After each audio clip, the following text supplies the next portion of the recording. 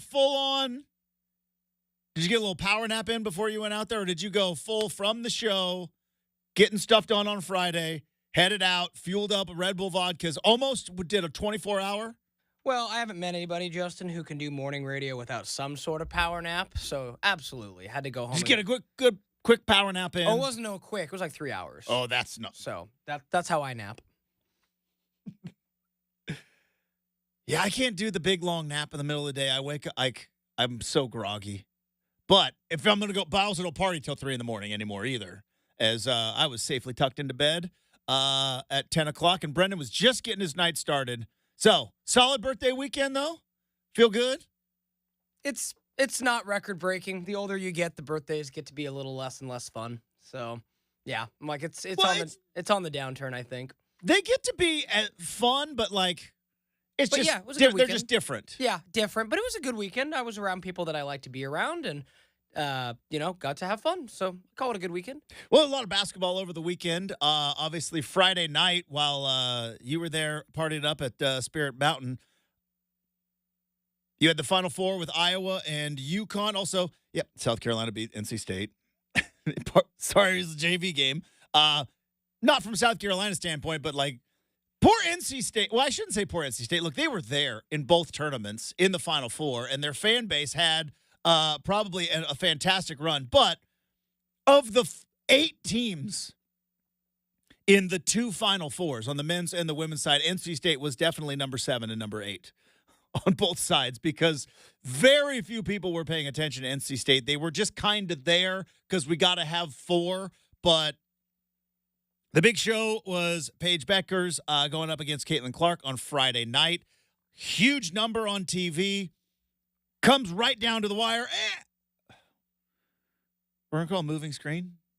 5 seconds to go. Such a tough call. 1-point game. Now, save it. Twitter refs, save it. I don't care. Sports is entertainment. Entertainment is sports. The two are intertwined. They always have, and they always will be. And nobody wants to say this quiet part out loud, but I'm going to say it. Why? Because I'm kind of pumped up on a Monday.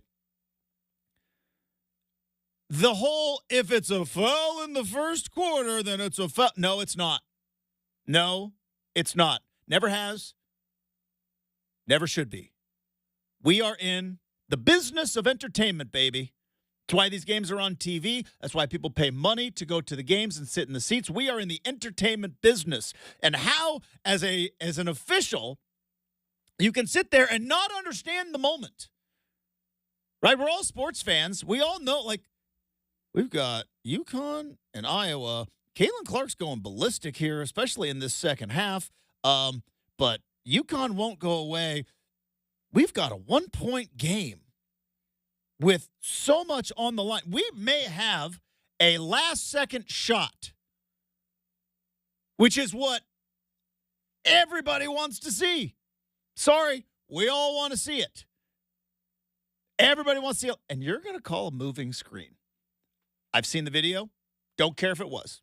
Don't care if it was a moving screen. Don't care if it was. First off, it was a borderline moving screen. It was a good hard screen set during the last 5 seconds of a national semifinal championship. And we are in the entertainment business. And that official robbed us of that. It should not have been called. It was an egregious time to make that call. I will die on this hill. I will die on this hill. You got more and more and more. And again, this is not the responsibility of the official. I'm just going to say that. This is not the responsibility of the official in terms of getting eyeballs on the sport, all that stuff. But you had so many eyeballs on that game. To make that call in that situation is just inexcusable. That's the only word I can think of. Inexcusable. Because that's what we came to see. We came to see the athletes decide the game on the court. And by the way, I feel this way in nearly every sport. Remember a couple years ago at the Super Bowl when they made the holding call to essentially gift wrap the Super Bowl to the Kansas City Chiefs? It's like, boy, and that's a tough call in that spot. Yeah, was it holding? Yeah. Was it a moving screen? Borderline. By the definition, letter of the law, yeah, as a moving screen. In that situation, where we're all sitting there watching, trying to get a last-second shot, the legacy of one of the greatest women's college basketball players of all time, the legacy of one of maybe, if not one of the greatest women's college basketball coaches of all time, Gino or Pat. So whoever tickles your fancy, you could say Gino ran because Pat Summitt walked. I think they have 20 between the two of them. Yeah, so it's no biggie. But you got one of the greatest, and then Dawn Staley, by the way, is she coming? Who knows how many ultimately she's going to end up winning because she's got a wagon there at South Carolina. 3 or 4 now for her. I think it's 3. I believe it's 3. Yeah. But you've plus many as a player. You've got so much drama on the moving screen. Not even a foul on a 3. Moving screen. Like what they call in middle school games. That's how we're going to. Okay. And then, of course, conspiracy theories come out, which, again, save me your conspiracy theories because I don't buy it. Again, they wanted Caitlin Clark in the final. Yeah. First off, who is they? ESPN, ABC? Yeah, they did. But I would have let's play TV executive real quick. Because I always say with these conspiracy theories, these ridiculous conspiracy theories, it's always, let's follow the money. Let's follow the numbers, right? Men lie, women lie, numbers don't lie. Jay-Z taught us that, right?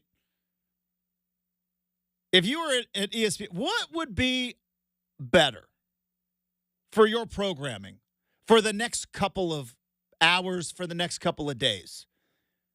A debate over a moving screen call, or ball goes up, clock ticks to 0. Is it going to go in? Is it going to go in? Is it going to go in?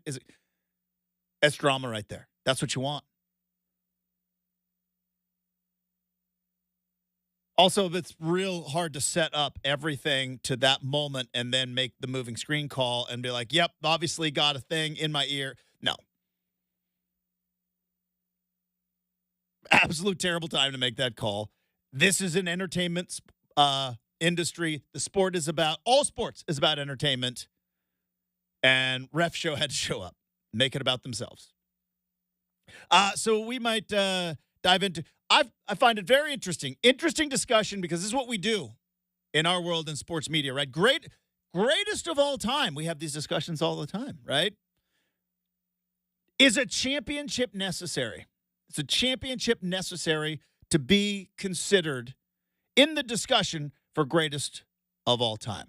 Because that is now what is on the discussion with regard to Caitlin Clark and her career. There is no denying the greatest scorer. By the way, how about, I forget her name, my apologies, but the player who Caitlin Clark's, one of her records that she broke, I know she broke Kelsey Plum's record, but there was another record before that. She's like, I didn't have a 3-point line and I played with a men's ball, so I didn't really consider my record broken. It's like, this is a numbers thing.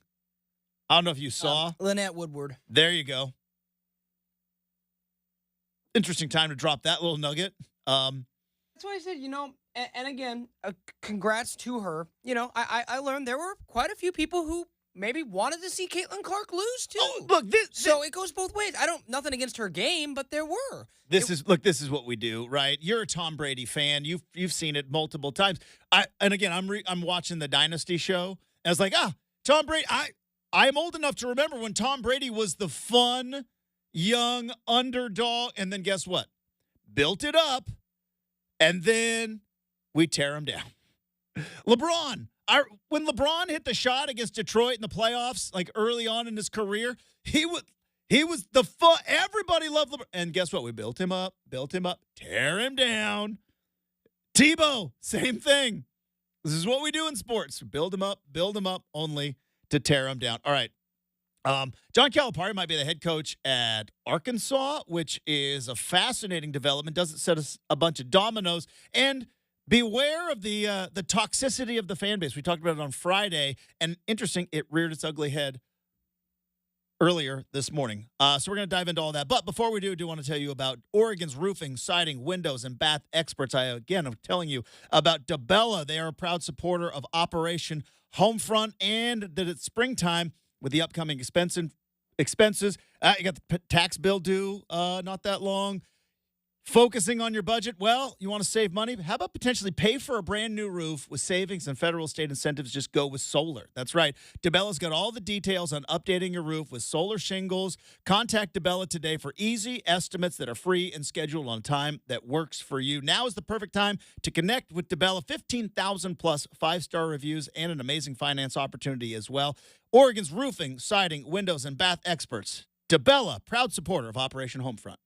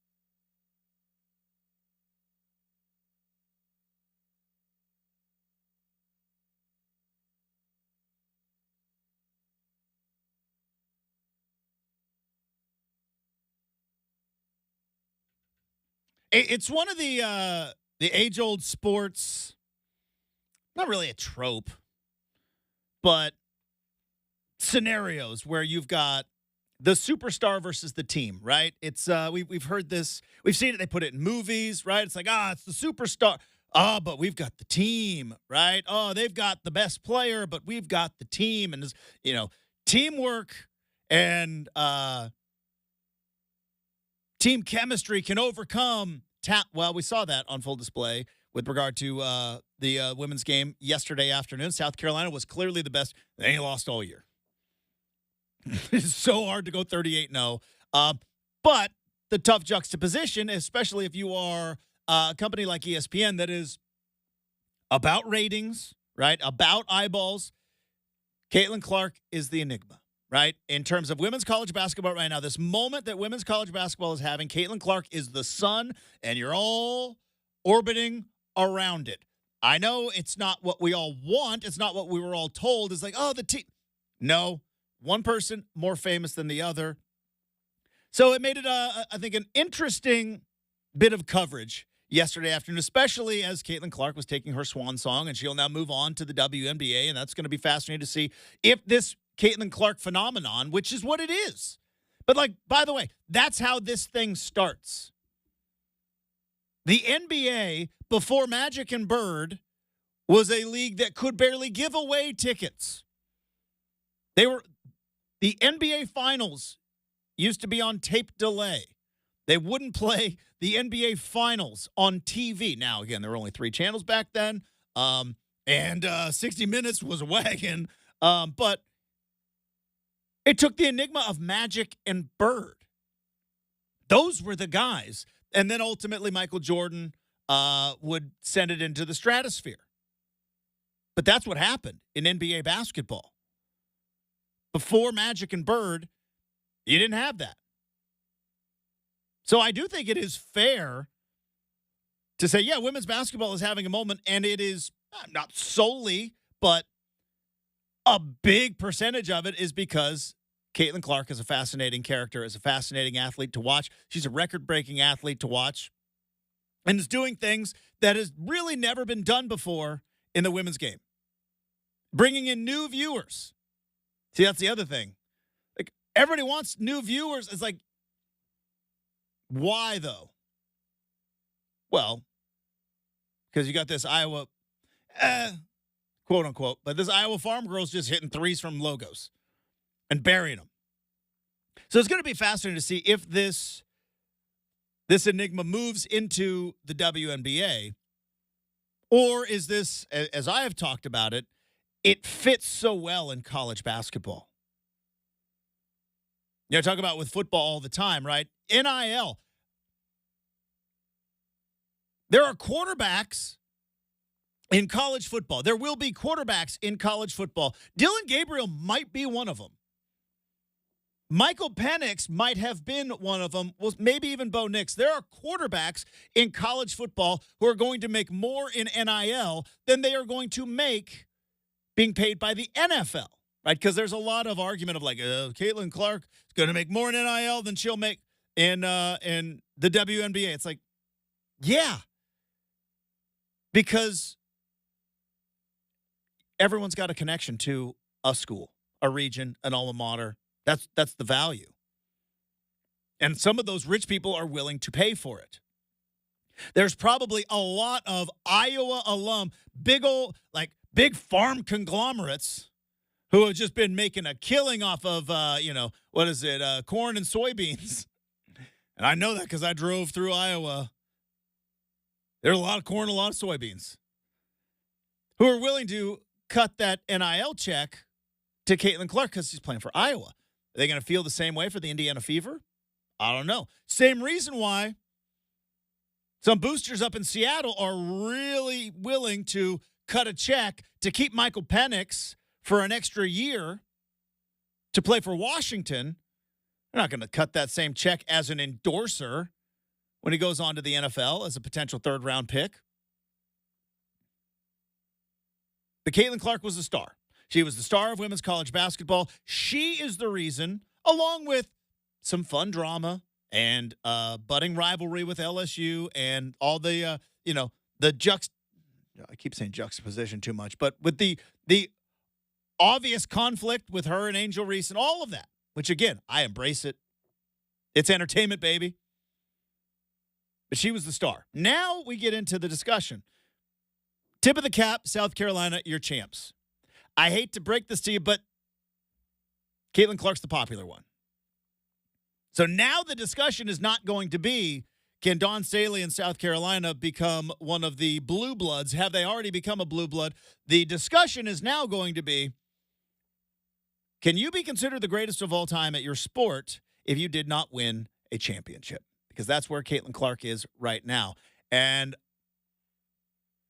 I say, no, you can't. Why? Name me another one.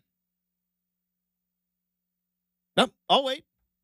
Like, Justin, you don't hit calls. Oh, sorry. Well, if we look at anybody who is considered the greatest of all time in their sport, they all come accompanied with a championship. Whether that's fair or not, that's where kind of where it starts, but ultimately it's where it stops. Let's talk NFL. Who are the greatest players in NFL history? Obviously, Tom Brady is definitely in the mix, 7 championships. If you go beyond Tom Brady, a lot of football people will be like, most talented player was Jerry Rice. Jerry Rice's longevity, Jerry Rice's career, and I'm not saying it, but I've heard like, oh, Jerry Rice, he kind of made Joe Montana there and that West Coast offense. Jerry Rice in the discussion. Greatest of all time. He's got a handful of championships. Peyton Manning's in that discussion. Is Peyton Manning the greatest of all time? He's got a couple of championships. On the defensive side, Lawrence Taylor, not off the field, but on the field. I know there are some tremendous, tremendous defensive players in the game right now. Nobody's better than Lawrence Taylor. Just wasn't. Changed the game. Revolutionized the game. Lawrence Taylor's got a couple championships. So, all right, so football, boom, we're done.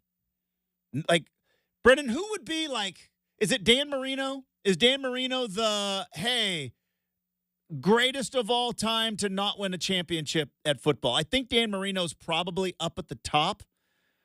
There's a handful of guys right now waiting in the wings, like Josh Allen, like Joe Burrow, right? But for like Danny comes up there. I'm gonna come with one that I know. You call him Danny, like he's your Danny uncle? Marino. But like the other one that comes to mind for him is Tony Gonzalez, right? Mm-hmm. Probably the great. No disrespect, to Travis Kelce. Go look at the numbers.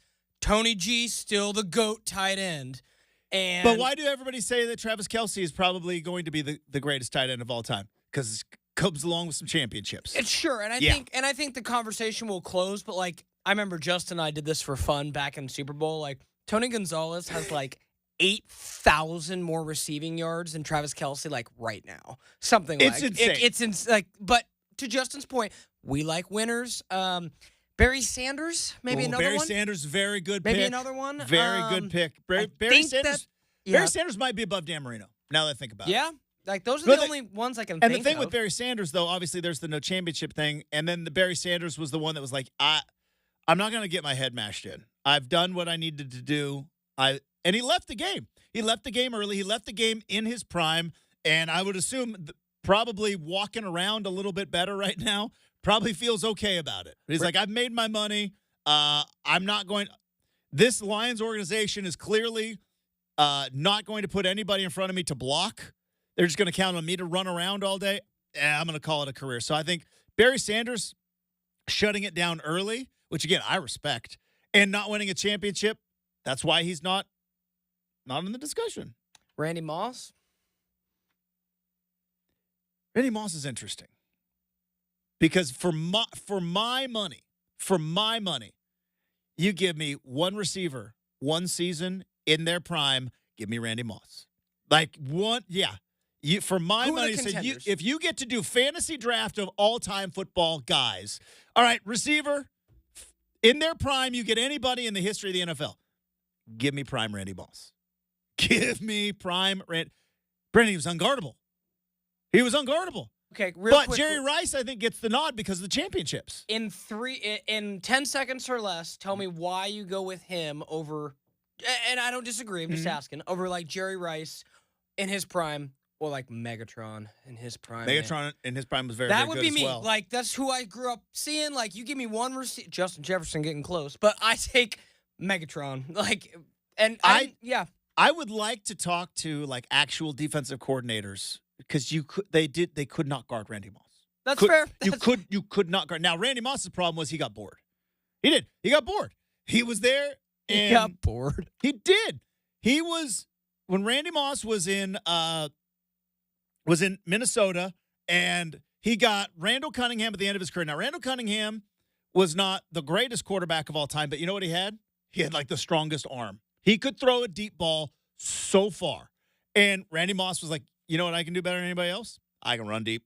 And I'm taller than all these guys. So, hey, Randall, just chuck it up there. And it was like the last couple years of Randall Cunningham's career. And then Randall Cunningham went away, and he got Dante Culpepper. And Dante Culpepper couldn't get him the ball. So then he took the big money, went to the Raiders. And he went to the Raiders and got bored. He was like, he got paid. He didn't have a quarterback to get him the ball. And he was just kind of like, and there was, some disgruntlement. That was right at the height of diva wide receiver era of the NFL. And he kind of got bored. Then resurgence goes to the Patriots. They challenge him. Sets a touchdown record for a season. And again, butterfly effect. If David Tyree doesn't pin that ball, and the Patriots go undefeated that season, and Randy Moss, other than Tom Brady, is maybe the biggest reason why they would have, might be a different discussion. But guess what? Championships matter. And as Justin likes to say, championships matter. If ifs and ands were pots and pans. Boy, we'd have a lot of fun in the kitchen, wouldn't we? What was it? Ifs and buts were candy and nuts. A big Christmas all year round. All right, moving on. Basketball, NBA. Yeah, Michael Jordan's the greatest. He's got 6 championships. After that, any of the discussion of players who don't have championships in there? I love Charles Barkley. Love Karl Malone, but those guys, well, I don't love Karl Malone now that I learned some stuff about him. You really shouldn't unless you're a diehard Jazz fan. I liked him as a basketball player. Yeah. Even then, I didn't really like him. That's a good point. I don't know why I even said that. but I guess I respect Karl Malone as a basketball player, not as a human being. They've also done a really great job of burying that, so very few people know. Wikipedia's for everybody, though. You know what I mean? Yeah, I'm trying to think anyone else like basketball, like. Nobody's in the discussion. Like, you brought up Chris Paul today. Like, nobody puts Chris Paul in the and I think Chris Paul is a tremendous basketball player. Nobody puts him in the same conversation with guys that have won championships. Steph. Yeah. Is Chris Paul in the same category as Steph? Not even close. But not they're even different. close. Dame's not either. And we love Dame.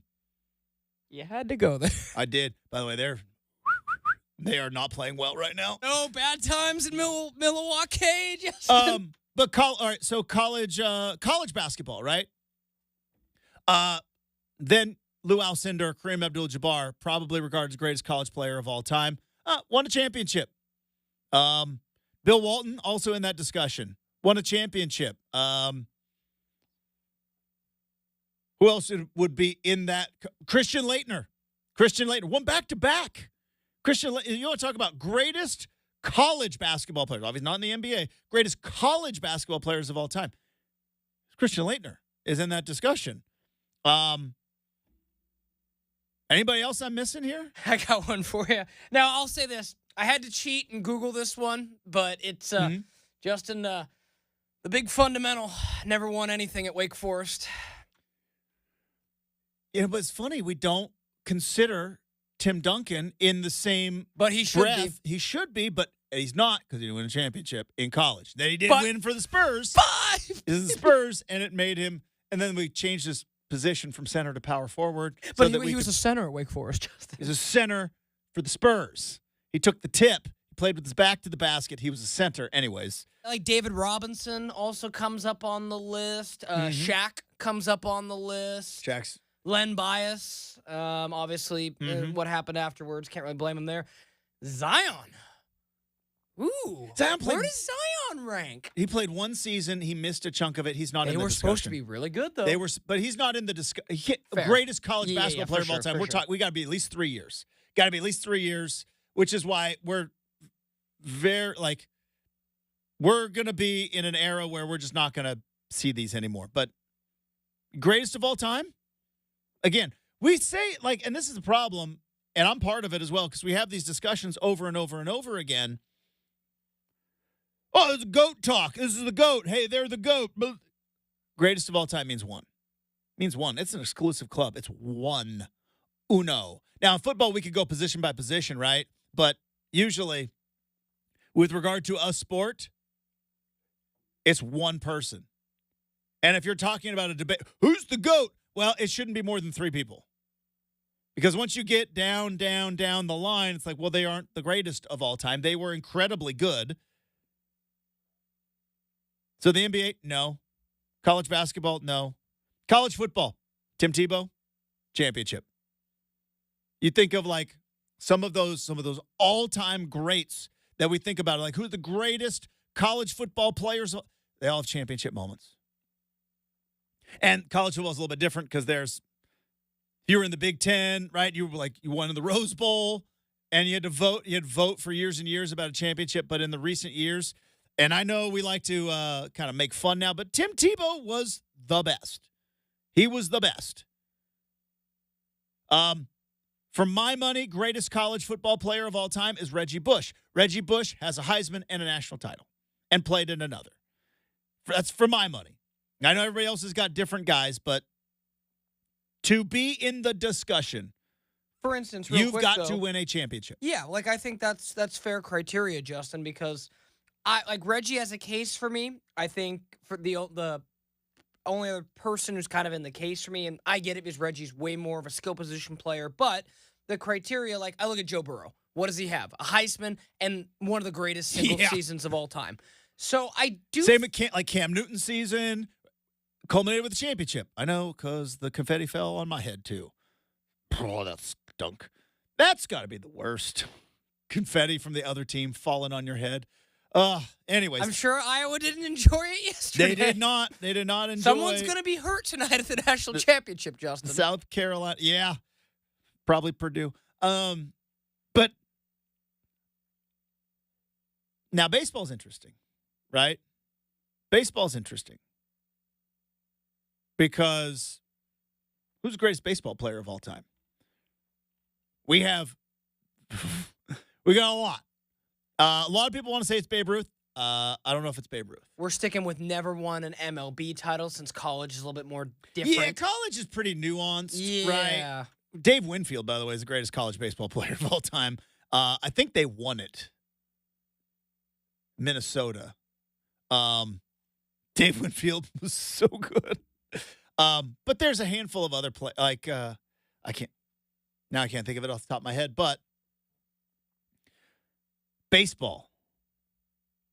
Mike Trout is considered by a lot the best player of his generation, but I think Mike Trout is out of the greatest of all time conversation because does not have a championship.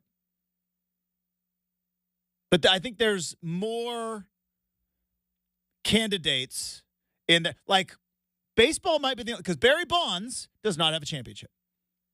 Now, regardless of what you think about Barry Bonds, and yes, Barry Bonds, Balco, big giant cranium, performance-enhancing drugs, all that, but was playing against everybody else that was using performance-enhancing drugs at the time.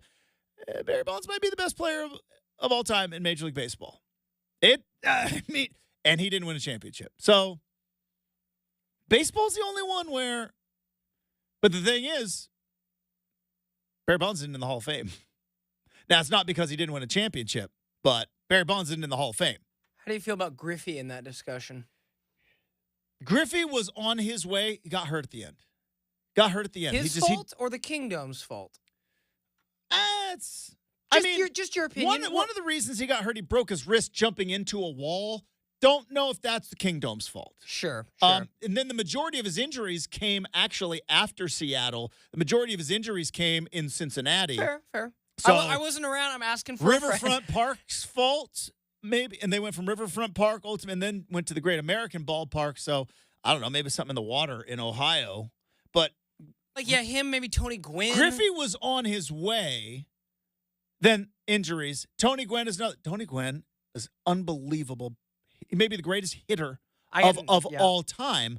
But the reason why he's not in the same discussions as like Jeter or Mickey Mantle or Joe DiMaggio and all the like. But you do have Ted Williams and you got Barry Bonds. Those are the best case scenarios. Could Caitlin Clark be in that discussion? I don't know. It's going to be tough. I think you got to win a championship. I really do. All right. Speaking of winning a championship, we got about a week left. A week in the regular season in the National Basketball Association. Blazers go down last night. It felt very 3-2-1 Cancun last night. But other news and notes, in particular the Milwaukee Bucks limping into the playoffs. We'll do Round Ball Rock next, 620 Rip City Radio.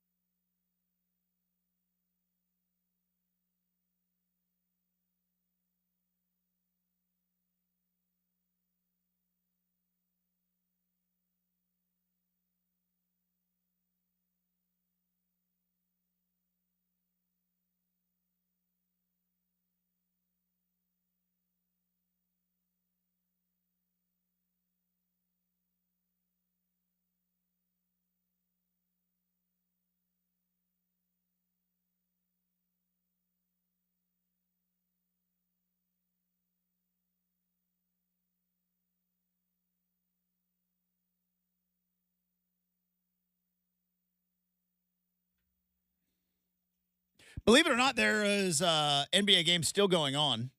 Blazers went down last night, 124-107 to the Boston Celtics. Celtics still a wagon. What did I say? Timberwolves. The Milwaukee Bucks. They're not playing very well right now either. The NBA is in an interesting spot because obviously all the basketball eyes are over the weekend and really over the last couple of weeks have been on the tournament and the Final Four, and it's going to culminate tonight, and then everybody's going to go back and be like, oh, all right, let's when I say everybody, I'm talking about kind of your average Joe, casual, everyday sports fans, but not NBA fans. And so you do get a little bit of a break from, hey, what's going on with this guy? But we are wrapping up the regular season. There are still some interesting positioning going on. The West over this next week is going to get fascinating. So, news and notes and some scores from around the NBA we discuss with a segment called Round Ball Rock with the help of John Tesh. All right, Brenden, we're going to play a game. I'm going to throw out a team, and from a winning an NBA championship perspective, the Nuggets and the Celtics are not in this game, okay? Because we know that both of those teams, I believe, are capable of winning a championship. So we are going to play dangerous or not dangerous. If you were the Nuggets or if you were the Celtics, because I know that technically in the standings, the Timberwolves are tied with the Nuggets, but I think it's pretty safe to say the Nuggets are the class of the Western Conference, the Celtics are the class of the Eastern Conference. So I'm going to bring up a team, and we are going to play dangerous or not dangerous. First team I'm going to bring up, they got a win last night. Nearly a triple-double from Luka Doncic. The Dallas Mavericks with Luka and Kyrie. Dallas Mavericks, right now, 5th. They would face the Clippers in the first round. They're 48-30. Dallas Mavericks, dangerous or not dangerous? Dangerous. They think only because a couple years ago they made that run to the Western Conference Finals with Jason Kidd, with Luka. Yeah. They have a little bit of experience. So, yeah, I would say dangerous. Luka's one of the best players on the planet. That gives him a chance. Sticking right there with them, Los Angeles Clippers. Los Angeles Clippers, again, 15-28. They beat the Cavs last night. Paul George nearly dropped a triple-double with Paul George. 39-11 for Paul. Paul George playing some good basketball. James Harden's kind of figured some things out. And if healthy, Kawhi Leonard is definitely dangerous when it comes to the postseason. We've seen it in the past. Clippers, dangerous or not dangerous? Dangerous for all the reasons you just said, Ooh. plus health. That team is healthy. Knock on. Don't worry about the old, though. Kind of old. It usually seems to be that the injuries get them this time of year, and they haven't. That's true. So I'll say that. And then, two, Justin, I love Ty Lue. I think he's one of the best coaches in the NBA. All right. I'll say they're dangerous. All right, next up, let's go to the Eastern Conference, because we could do this all day in the Western Conference, because there's really the Nuggets and then a bunch of teams that, I don't know. Are you as shocked as I am who's in third place in the East? Yeah, a little bit. A little bit. So the Orlando Magic, well, then let's go there. Orlando Magic, dangerous or not dangerous? They are 46-32. A game behind Dame in the Bucks. Well, the Bucks are 3-7, and they've lost 4 in a row. The Bucks are a bit of a mess right now. So here's what I wonder about the Bucks. We'll get back to, put a pin in it. We'll circle back. Corporate talk. We'll get back. We'll circle back to the Magic. All right, here's the deal about the Bucks, because a lot of people, by a lot, I mean like 2 people on Twitter, like, well, see, Doc Rivers, here we go, falling apart, saw this coming, blah, blah, blah. This is early April NBA stuff when you're dealing with guys like Dame, like Giannis, Chris Middleton, veteran guys who know that all you got to do is just get in the mix. I don't really worry too much about the fact that the Bucks have lost 4 in a row. I think this is a veteran team cruising into the playoffs. We see this all the time. The Blazers benefited this for how many years? Brenden, how many years did we see the Blazers benefit that late March, early April, they would go on like a 10 or 12 run, sneak into like sneak into like 6th, 7th place, or make a move up, and then all of a sudden postseason would come around. Oh, weird. While you guys were pushing the gas pedal, these other teams were resting. So I'm not worried about the Bucks because they still have Giannis and Dame, but Orlando Magic, dangerous or not dangerous? No playoff experience. Yeah, I don't think. Super young. I don't think that they're dangerous, but man, Justin, this is a classic tale of what can happen when you hit it right in the draft. They'd be facing the Pacers as we sit right now in the first round. It's got to be just like party like it's Shaquille O'Neal. In the early 90s. Yeah. Justin. Maybe they're a little brief. Feels like 92 again. Feels like 93. Now, granted, I think they made the finals with Dwight Howard, lost to Kobe, if I remember yes, correctly. Yes, they did. That was Stan Van Gundy, I think, right? Mm-hmm. Yeah. So then Dwight Howard thought he was really good, and turns out he was not. But it's been a minute, Justin. So I won't say they're dangerous, but I just love to see some new teams up in there. That's awesome. That's great to see for Orlando. All right, how about this team? Cleveland Cavaliers. Donovan Mitchell has been hurt. Is he back? I think he's back, but he has been hurt a little bit. They're 46-33. They would face off against the Knicks in the first round, which I think, without Julius Randle, Knicks not dangerous. They're hurt, and OG Anunoby. OG Anunoby's hurt too. He's been in, but they're not getting Randle back. So Cleveland Cavaliers, dangerous or not dangerous? Well, that's a tougher one, isn't it? Yeah, it is. It's borderline. With the Knicks, I think that their depth has taken a hit, so I'm not going to call the Knicks dangerous. So with A plus B, I'll call the Cavs dangerous. Cavs are dangerous. The potential ability to knock off the Boston Celtics. Not saying they will, but a fighter's chance. Fighter's chance. That makes them dangerous. Yeah. All right, back to the West. This team's 7-3 in their last 10 games. Flirting with the play-in line. Phoenix Suns. Obviously a lot of firepower, but they're that first team to dabble in the second apron, where they are incredibly good in their starting five. No offense to the pride of Troutdale, but don't have a lot of depth. You know what I mean? They've got Nurk and Eubanks. We've seen that front court before. The problem was but they still have Kevin Durant on their team. 3 Hall of Famers to supplant. Is Devin Booker a Hall of Famer? Yeah, he will be. The only guy that's questionable in my mind is Bradley Beal. Like that, maybe, but Kevin Durant, Booker, oh yeah. But no, I think the Suns are dangerous for firepower. Very, very much how we saw the Lakers. Mm-hmm. Was it last year or year before? It all blurs together. Where we're like, okay, and they go all the way to the Western Finals. It's like, because if you have some of the best players in the game, you can do it. All right, we've got 20 seconds.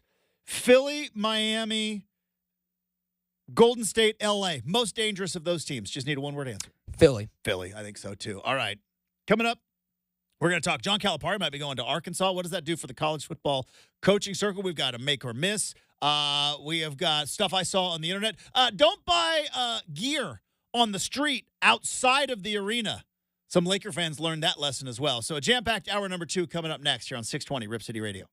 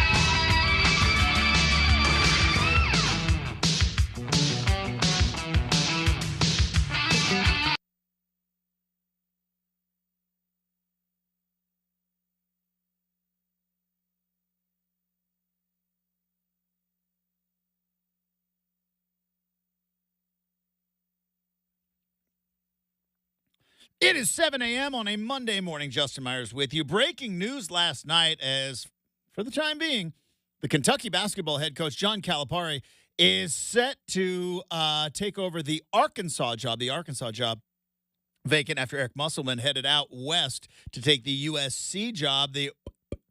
Those are dominoes, is what I just did there. Theater of the mind, folks. South Carolina claims the national championship of women's basketball with a 87-75 victory over Iowa. They now finish the season 38-0, a.k.a. perfection. On the men's side, we have got 2 1 seeds in UConn and Purdue. Will Purdue pull off the Fairleigh Dickinson loss to the national championship win, and can UConn be the first team since Duke to go back to, since Florida to go back-to-back. Duke also did it, but since Florida to go back-to-back. And the Blazers fell to the Boston Celtics 124-107 last night. Hour 2 of Rip City Morning starts right now on 620 Rip City Radio.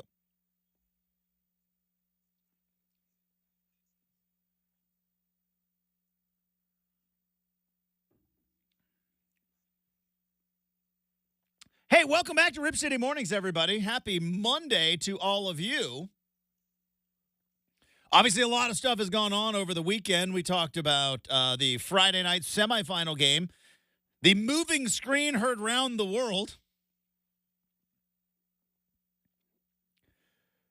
Also, we now have a championship game set for the men. Dawn Staley and the South Carolina women's basketball team, they're 38-0. Had this discussion with somebody a couple weeks ago, and I think I brought it up on the show, worth bringing back. I was asked a couple of weeks ago, in terms of careers of coaches who played, right? Coaches in their sport whom also played that sport at a high level, who's the best when you combine the both? Now, my mind instantly went to Steve Kerr. Steve Kerr has won 4 championships as a head coach. He has won, he won 5 championships as a player. Won 3 with, I think he got 3 with the Bulls and 2 with the Spurs. That's 9 rings. That's a lot. And then, but on those teams, Tim Duncan, Michael Jordan had a little bit to do with it. You know what I mean? As a player, I would say average. Not trying to be mean-spirited to Steve Kerr. I mean, he got the rings. And as a coach, he's in the discussion as maybe one of the greatest coaches of all time. But as a player, starter, average, good shooter, nothing really spectacular. Obviously, he had some spectacular moments. But, I mean, how far down the greatest of all time do you have to go before you get to Steve Kerr, like 200? You know what I mean? But we've been talking about it all day. Rings matter, baby. And he's got 5 of them. So my mind went to Steve Kerr. Then you got Phil Jackson's in there. Obviously 11 as a coach, 1 as a player for the New York Knicks. But I think he came off the bench for that New York Knicks team. Same. Football doesn't have anybody.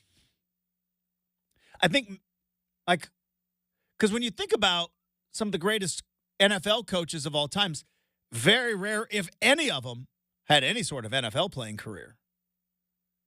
I think maybe the best case is that, like, the old Raiders coach, Art Shell.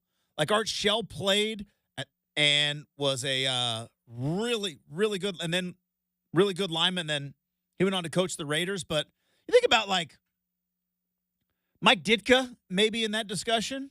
Like, Ditka as a player was in the NFL and then won a championship there with the Bears. But, like, in the NFL, Belichick, Pete Carroll, Don Shula, Shanahan,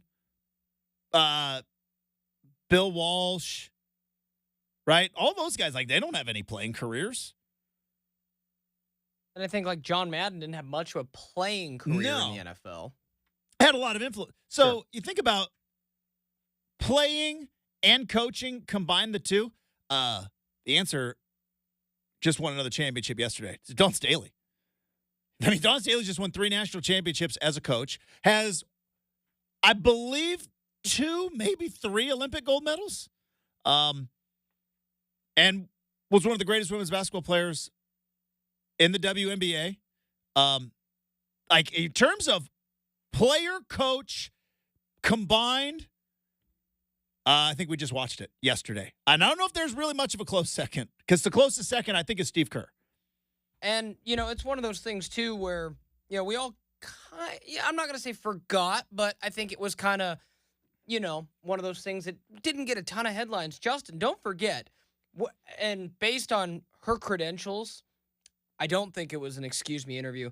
Dawn Staley interviewed for this Portland Trailblazers head coaching position. Well, so, and again, I mentioned this with Pounce last week, that I don't know what they're going to say publicly, but I got to imagine, because they're competitors, the amount of trailblazing women's basketball players who paved the way for the WNBA, right, who took the slings and the arrows, who went on the – go back and watch the because we all know about the Dream Team, but then there was also the story of the women's team in '96 in Atlanta, where they essentially went all over the world for a year playing games, trying to pull off what the Dream Team did in 1992, spread the women's game globally, and they weren't staying in luxury suites, and they were not traveling. And so you got multiple Olympic gold medals, paved the way for the WNBA, great college career, and now has 3 national championships and doesn't look to be stopping anytime soon in terms of building a wagon. Just went 38-0. Might be the best combo player coach of all time. Not might be. Kind of think it is. I guess you could maybe go like you want to get real old school in baseball, you go Yogi Berra. I know Yogi Berra coached, but I don't know if he won a World Series. Hold the phone here. If he won a World Series? Am I missing somebody? You're missing somebody in the same sport, Mrs. Kimberly Mulkey, who... Yeah, but Kim Mulkey didn't play in the WNBA. She didn't play at the level that Dawn Staley played. I don't think she was even on the national team. She won a national championship at Louisiana Tech. I know that. Yep, she was an All-American point guard. Believe has a... She won the Naismith Award and then got a gold medal in the Summer '84 Olympics. But Russia wasn't there, though. And she's got, in '84. Let's see, 5 as a head coach, 1 as an assistant coach, 2 as a player. By the way, how much does that got to stink if – and I guess, look, a gold medal's a gold medal. And, Brenden, you were far, far from being on this planet. Oh, in '84, a long time ago. Yeah. But the 1984 Olympics, because Russia boycotted, like, America dominated. Absolutely. Now, again, I don't know what the women's basketball team of Russia was at that particular time. But, like, anytime you bring up '84 Olympics, doofuses like me go, well, Russia wasn't there. Okay, fair enough. I would have, yeah. But it doesn't discount it. You're right. It doesn't discount it. But you're right. I'd maybe give Dawn the edge. But and I guess if in a different era now, to be fair for Kim Mulkey, which, does she need fairness? I don't know. But didn't have a WNBA to play in, right? Didn't exist. So there is that. I think it's really because Gino Auriemma, obviously, the only other Tara Vanderveer could put in there too, but Gino with his 11. But he's a man and didn't play women's basketball. Did not. So, do you play high-level men's basketball? I do not know. I don't want to say. Not that it matters, but doesn't. Yeah, I mean, Tara, I'm pretty sure played at some respect. But yeah, I mean, it's kind of really, with Kim Mulkey getting older, and I say that because she's, I believe, in her 60s, Dawn Staley just... Well, she played in the '84 Olympics. Right. So Dawn Staley's kind of the new kid on the block, and not even so much new. That's going to be tough to beat. Justin... They didn't even have anywhere close to the best player individually. Did you hear about any of South Carolina's players this year? Now, I will say... It's team ball right there. And I think also when you get a superstar like Caitlin Clark, an enigma, bigger than life, right, crossing genres. It's like, what do they call them? In music, it's called a crossover artist, right? Because I listen to nothing but country music, but every once in a while... Basically what Taylor Swift started as? Yeah. You get a crossover artist. You get someone who is... Shania Twain started that whole thing, by the way. But like Eminem said, he said, got me rotations at rock and roll stations, right? Crossover. He was a hip hop artist, but he was being played on the pop song, on top 40. He was playing on rock radio, like all of that. In music, you get a crossover artist. In sports, right? It's a crossover hit, which was Caitlin Clark. Average Joe sport fan, like, I want to see what this is all about. I got to check this out. And when you get an enigma like that, unfortunately, the rest of the sport kind of fades into the background because the sun is so bright on greatest bucket getter of all time in their particular sport. So I do think it is a little bit, I don't want to say unfair, but it's the reality of it is you're not going to know.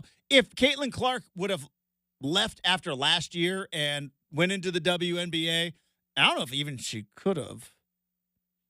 I think you have to be like, she had an. You have to be like 22 to go into the WNBA draft. This was her fourth year, Justin, but that first year was still COVID year, so she technically still had a year. She could have came back, yes, but time to move on. Broke the record. She was done. She was like, I'm good.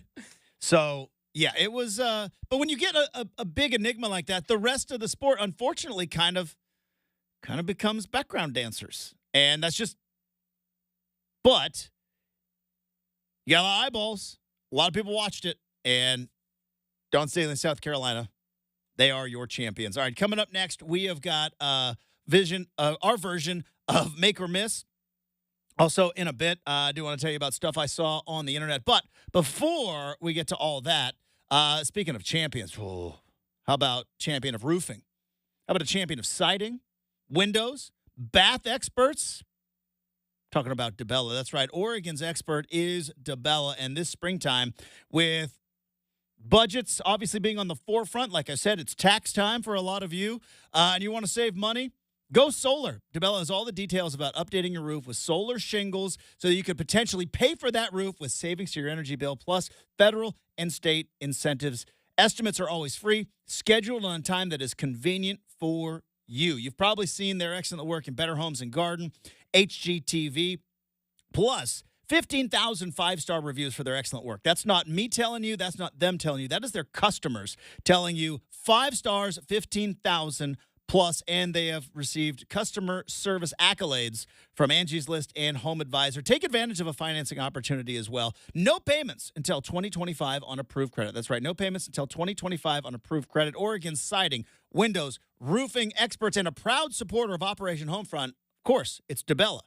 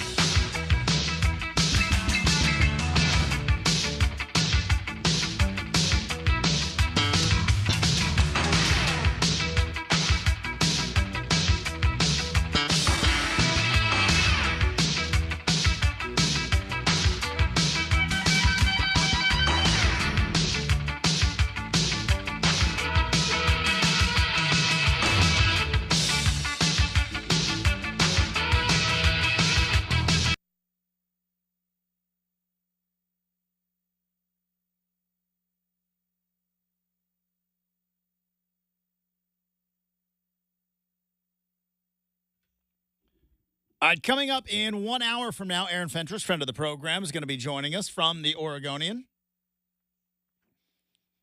Also, stuff I saw on the internet. Apparently, it's not ideal to buy licensed merchandise outside the arena on a table. I've done that a time or two.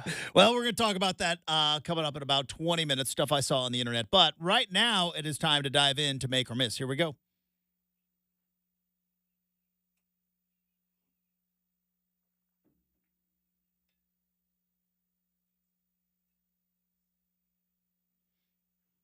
Yeah, I'll tease that a little bit, Justin. I can say confidently I've done that at not basketball, but at a football game. Do we count like parking lot peeps? Yeah.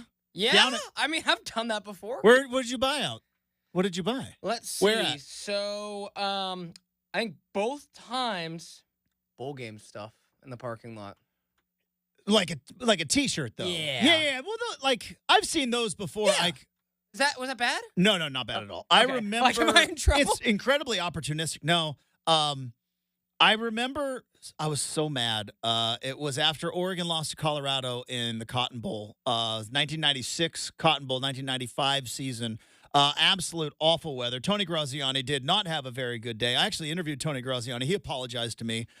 He's like, yeah, I owe you one there. So that was January of 96? January 1, New Year's Day of 1996. And Can we take a moment to appreciate the fact that Justin is telling a story 3 months and 3 days before I was even born? Okay. But I just had to appease it, man. You hit the year out of the button. Still love you. I have been in some bad weather games in my life. And I have been in some games where I'm like, this is absolute miserable. Never have I been in a game where the football being played combined with the weather happening, and you might be looking at me like, Justin, I thought the game was in Dallas. It was ice storm. Ice storm. Weather in Dallas, the day before, New Year's Eve, I was with my family. We were at Six Flags over Texas. Riding roller coasters, shorts and T-shirts. I was getting sunscreened up. Wake up the next day. Snow, ice, hail, wind, off. Pure misery. Pure misery. Feet went numb during the game. Feet are numb. And Oregon got their teeth kicked in by Colorado. So I remember after the game, walking out of the Cotton Bowl and seeing the actual dude running like the printing machine where they were printing the final score of the bowl game that just happened, and all the Colorado fans were just buying them up left and right, all these T-shirts with the final score. And there was a dude in the back just pumping out T-shirt after. And I remember I was like, this is the worst feeling ever. Like, it's cold. It's miserable. My team just got beat by Rick Neuheisel. Little did I know I would hate him for a couple of years after. Just got beat by Rick Neuheisel and the Colorado Buffaloes. And now I gotta watch these guys print T-shirts with the score. So, yeah, that's my experience of the bowl game shirt outside. Oregon went out to a 6-0 lead, and then nothing had everything. That was it. That was it, huh? Yeah, pulling up the game just to show folks. Then Graziani threw a pick. This is something, Justin, I know you probably did not know about the game, but the beautifulness of looking up games on Wikipedia. Do you know who the head referee was that game in 1996? Could not tell you. Pretty big name. We catch him on Sundays now. Mike Pereira. Mike Pereira's head referee. Was the ref for that game. So Mike Pereira's crew did not, so Colorado ran an option. Cool. Back then, that was the mid-'90s. Everybody was running the option. So they were running the option. In my 15-year-old brain, their receivers were holding every play, and they would not call holding. Drove me nuts. Blame Mike Pereira, man. Now you have someone to blame for. You, I love it. All right, let's go ahead and get into Make or Miss here, folks. We got a lot to get into, probably some that'll spill into tomorrow. But let's go ahead and start here. Jay Wright, Billy Donovan, Brad Stevens are UK's dream choices. Those are some interesting names. We didn't even throw out Jay Wright this morning. Did not. Also, And there's one other name out there that Okay, I think I'll addendum it. Let's do it. Who can we throw in? Rick Pitino. You told me you thought Kelvin Sampson was too old. Kelvin Sampson was too old, but Kelvin Sampson doesn't have what Rick Pitino has, Like Rick which Pitino's is 4 years older. I love. But Rick Pitino has got history with the Kentucky Wildcats and Big Blue Nation, and what is old is new again. And hey, feels like 92 again. Let's bring back Jamal Mashburn and let's make a run at this bad boy. So age is just a number. I love it. I love it. But those are some interesting names. What's interesting in college basketball, so obviously the fact that Calipari is even in serious talks with Arkansas says that it's done at Kentucky. You can't go back from that, right? It's over. Like Jim Harbaugh can go flirt with the NFL and go back to Michigan. They're like, hey, good to have you back, coach, which he did. Hey there. But you can't do that at Kentucky. Not you Big can't Blue flirt Nation. with another SEC school and then come back and be like, what are you talking about? We're just friends, right? No. It's a done deal. It's over. So Calipari's out. He's going to Arkansas, which more on that coming up in the 8 o'clock hour. But now looking at the coaching search, because Kentucky is in the argument for greatest job in college basketball, right? It's Kentucky, it's Kansas, it's North Carolina, it's Duke. Would you throw UCLA in there? I would throw UCLA in I there. would, other than the Big Ten. I would, which is kind of. Those are the 5 best jobs in college basketball. I don't know if there's a particularly close one after that, to be perfectly honest. UConn, probably, but they're not going to be looking for a coach anytime soon, unless Kentucky throws a gajillion dollars at Dan Hurley. Could which they? I asked you if they could could outbid them. If they just straight up used Churchill Downs money versus UConn money, who wins in a straight fist fight? Much like in college football, okay, I think Notre Dame probably can outbid everybody, but they won't. But Texas and Texas A&M are the money bag schools. Like they've got them all. Texas We A&M, saw with Jimbo. Texas A&M, Jimbo. $100 million to go away, got it, or 7, whatever they paid for him, right? Texas and Texas A&M, they're the money bag schools in college football. Kentucky's the money bag school in college basketball, and I would be fascinated to see who else they throw out there. So Jay Wright's been gone for a year. He's sitting on a desk, or been gone for 2 years, I think. He's been sitting on a desk. He's just I wonder, how bad do you want to get back into college basketball, knowing what it was and what it is? See, this is the thing that Kentucky's going to have to figure out. 4 years ago, this is a simple fix, right? You write a check, you go find a big money guy, and you can basically have the pick of the litter. Well, how many guys who have been comfortably retired, as Jay Wright has been, with his championships, with his ring, with his legacy set, do I want to come back and do this transfer portal NIL thing? Like, do I really want to? I am living the good life right now. Do I really want to come back and beg players to stay, have assistant coaches while we're in the Elite Eight recruiting the transfer portal? Because, by the way, the transfer portal is open during the tournament. Knock that one out of the park, NCAA. I'm sure it has something to do with the academic calendar, but it seemed pretty silly that there's teams in the Elite Eight also recruiting transfers. I don't know if I'm Jay Wright, if I want to do that. Brad Stevens is interesting, but I don't know if the math adds up or the calendar adds up, because the Celtics are going to be in the NBA Finals. And Kentucky's not going to wait till June. They can't wait. They can't wait until tax day. So I don't know if you steal Brad Stevens away, and even if you could, does he want to? Yeah, to me, of that list, the two most intriguing and Billy Donovan is a good realistic names are Billy Donovan and Rick Pitino. I would go Billy Donovan first because I think there's a need for a mutual breakup in Chicago. Mm-hmm. He's got 2 national championships. Now, granted, 06-07, long time ago, almost 20 years in college basketball, right? The game has changed a little bit. Mm-hmm. Now, going back to what you said, since we've now decided that age only matters for Kelvin Sampson and not Rick Pitino. Well, but you see what I'm saying, though? It's like if Calvin Sampson had UK ties. The UK and the run that they had on, yeah. Right. And that's that I wouldn't say, but I don't know if you want to go and get 70-plus-year-old. Is he over 70, Calvin Sampson? No, he's 67. Do you want to go get 67-year-old Calvin Sampson to come to Kentucky in an era where it's a young man's game? Yeah, and with that, I guess, like, again, Justin, apologies to my youthfulness, as we just discussed earlier, but that's the thing. Rick Pitino was already coaching the Celtics. Like, his run at Kentucky was over by the time I was even around. Yes. So it's been a minute, but with that, you go back to a couple months ago, they obviously didn't make the tournament largely because, hey, bid Steeler Oregon maybe took St. John's' bid. That's true. But, and maybe several others. But shout out the Ducks. You remember that rant that he had where he's like, we don't have the facilities. We don't have this. We don't have that. Justin, is any of that a problem at Big Blue Nation?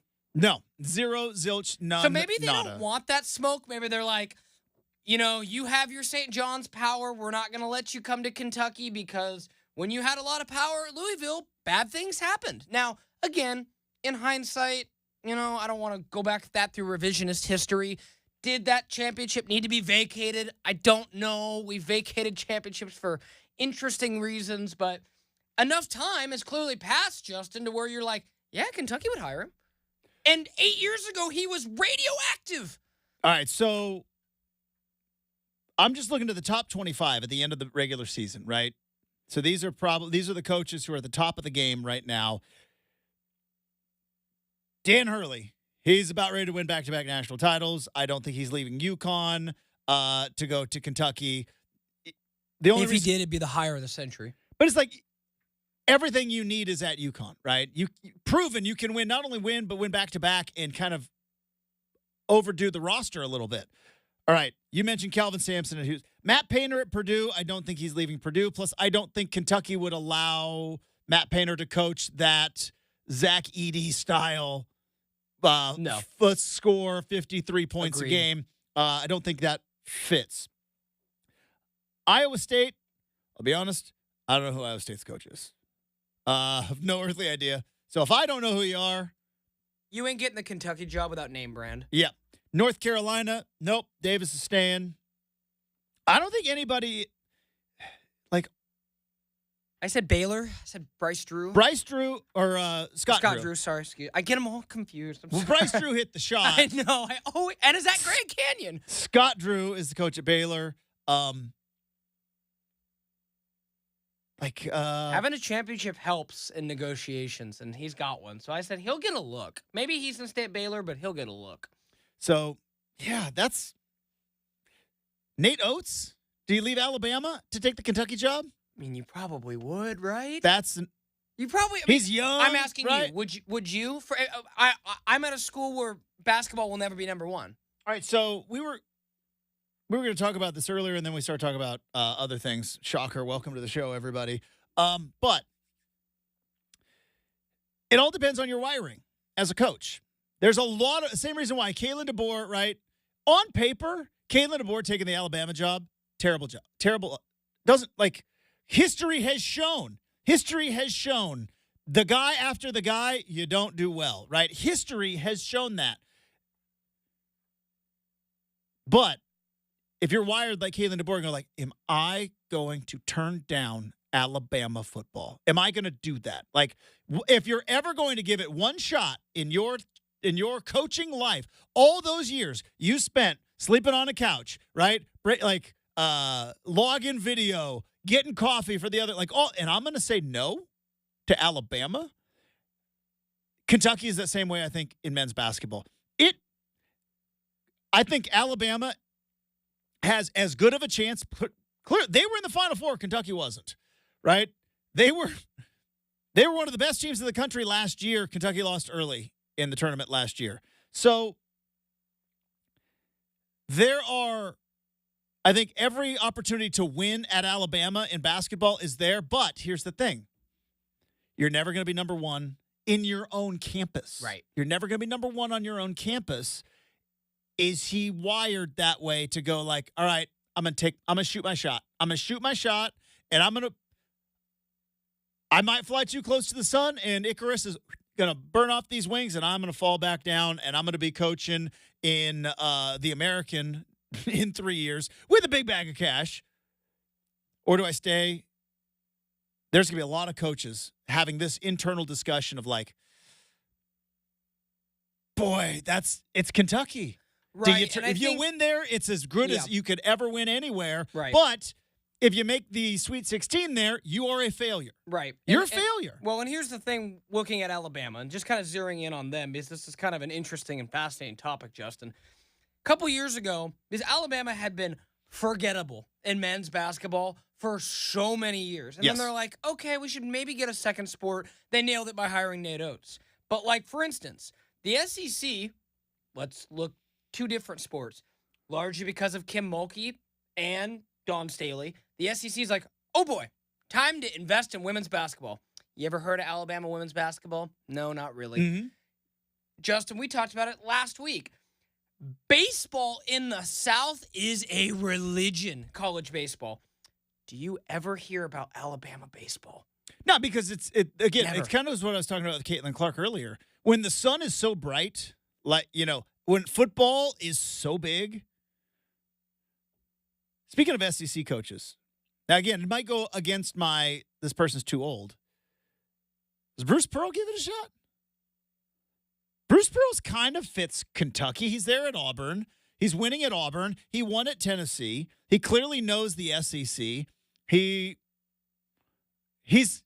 charismatic. Does Bruce Pearl leave Auburn? It's intriguing. To go take that job? It's intriguing. He's got one Final Four with Auburn. Do you think he has enough? He's a Final Four with Tennessee, though. I think he's got at least one Final Four with Tennessee. An Elite Eight. So I just wonder if he's that's not going to get done at Kentucky. But to that point, like, you always got to find somebody, right? So it's like very much how I didn't know that. Help me out of here. Scott Drew. There you go. When he got hired at Baylor, came from Valpo. Like, you don't think that was a risk, hiring a guy from Valpo? Like, yeah, but that's the thing. Baylor can do that, right? Kentucky really can't. Kentucky, like, because I'm looking again. I'm like, all right. They've had 6 coaches since 1930. Who's the guy at St. Mary's? Oh yeah, hold on. You know who I'm talking about? Randy Bennett. Yeah. Probably would be he probably would work. You get a couple recruiters and Randy Bennett coaches them up. Like, St. Mary's good. But I don't know if you sell Big Blue Nation that we just got our guy from St. Mary's, right? It's true. I don't. Whereas Calipari, you got from the NBA. I think he was with the Nets, right? Or no, Memphis. Yeah, you got him from Derrick Memphis. Rose guy. Right off the Final Four. Like, you got him off the Final Four. Tubby Smith, I think, was an assistant under Pitino, but you got Pitino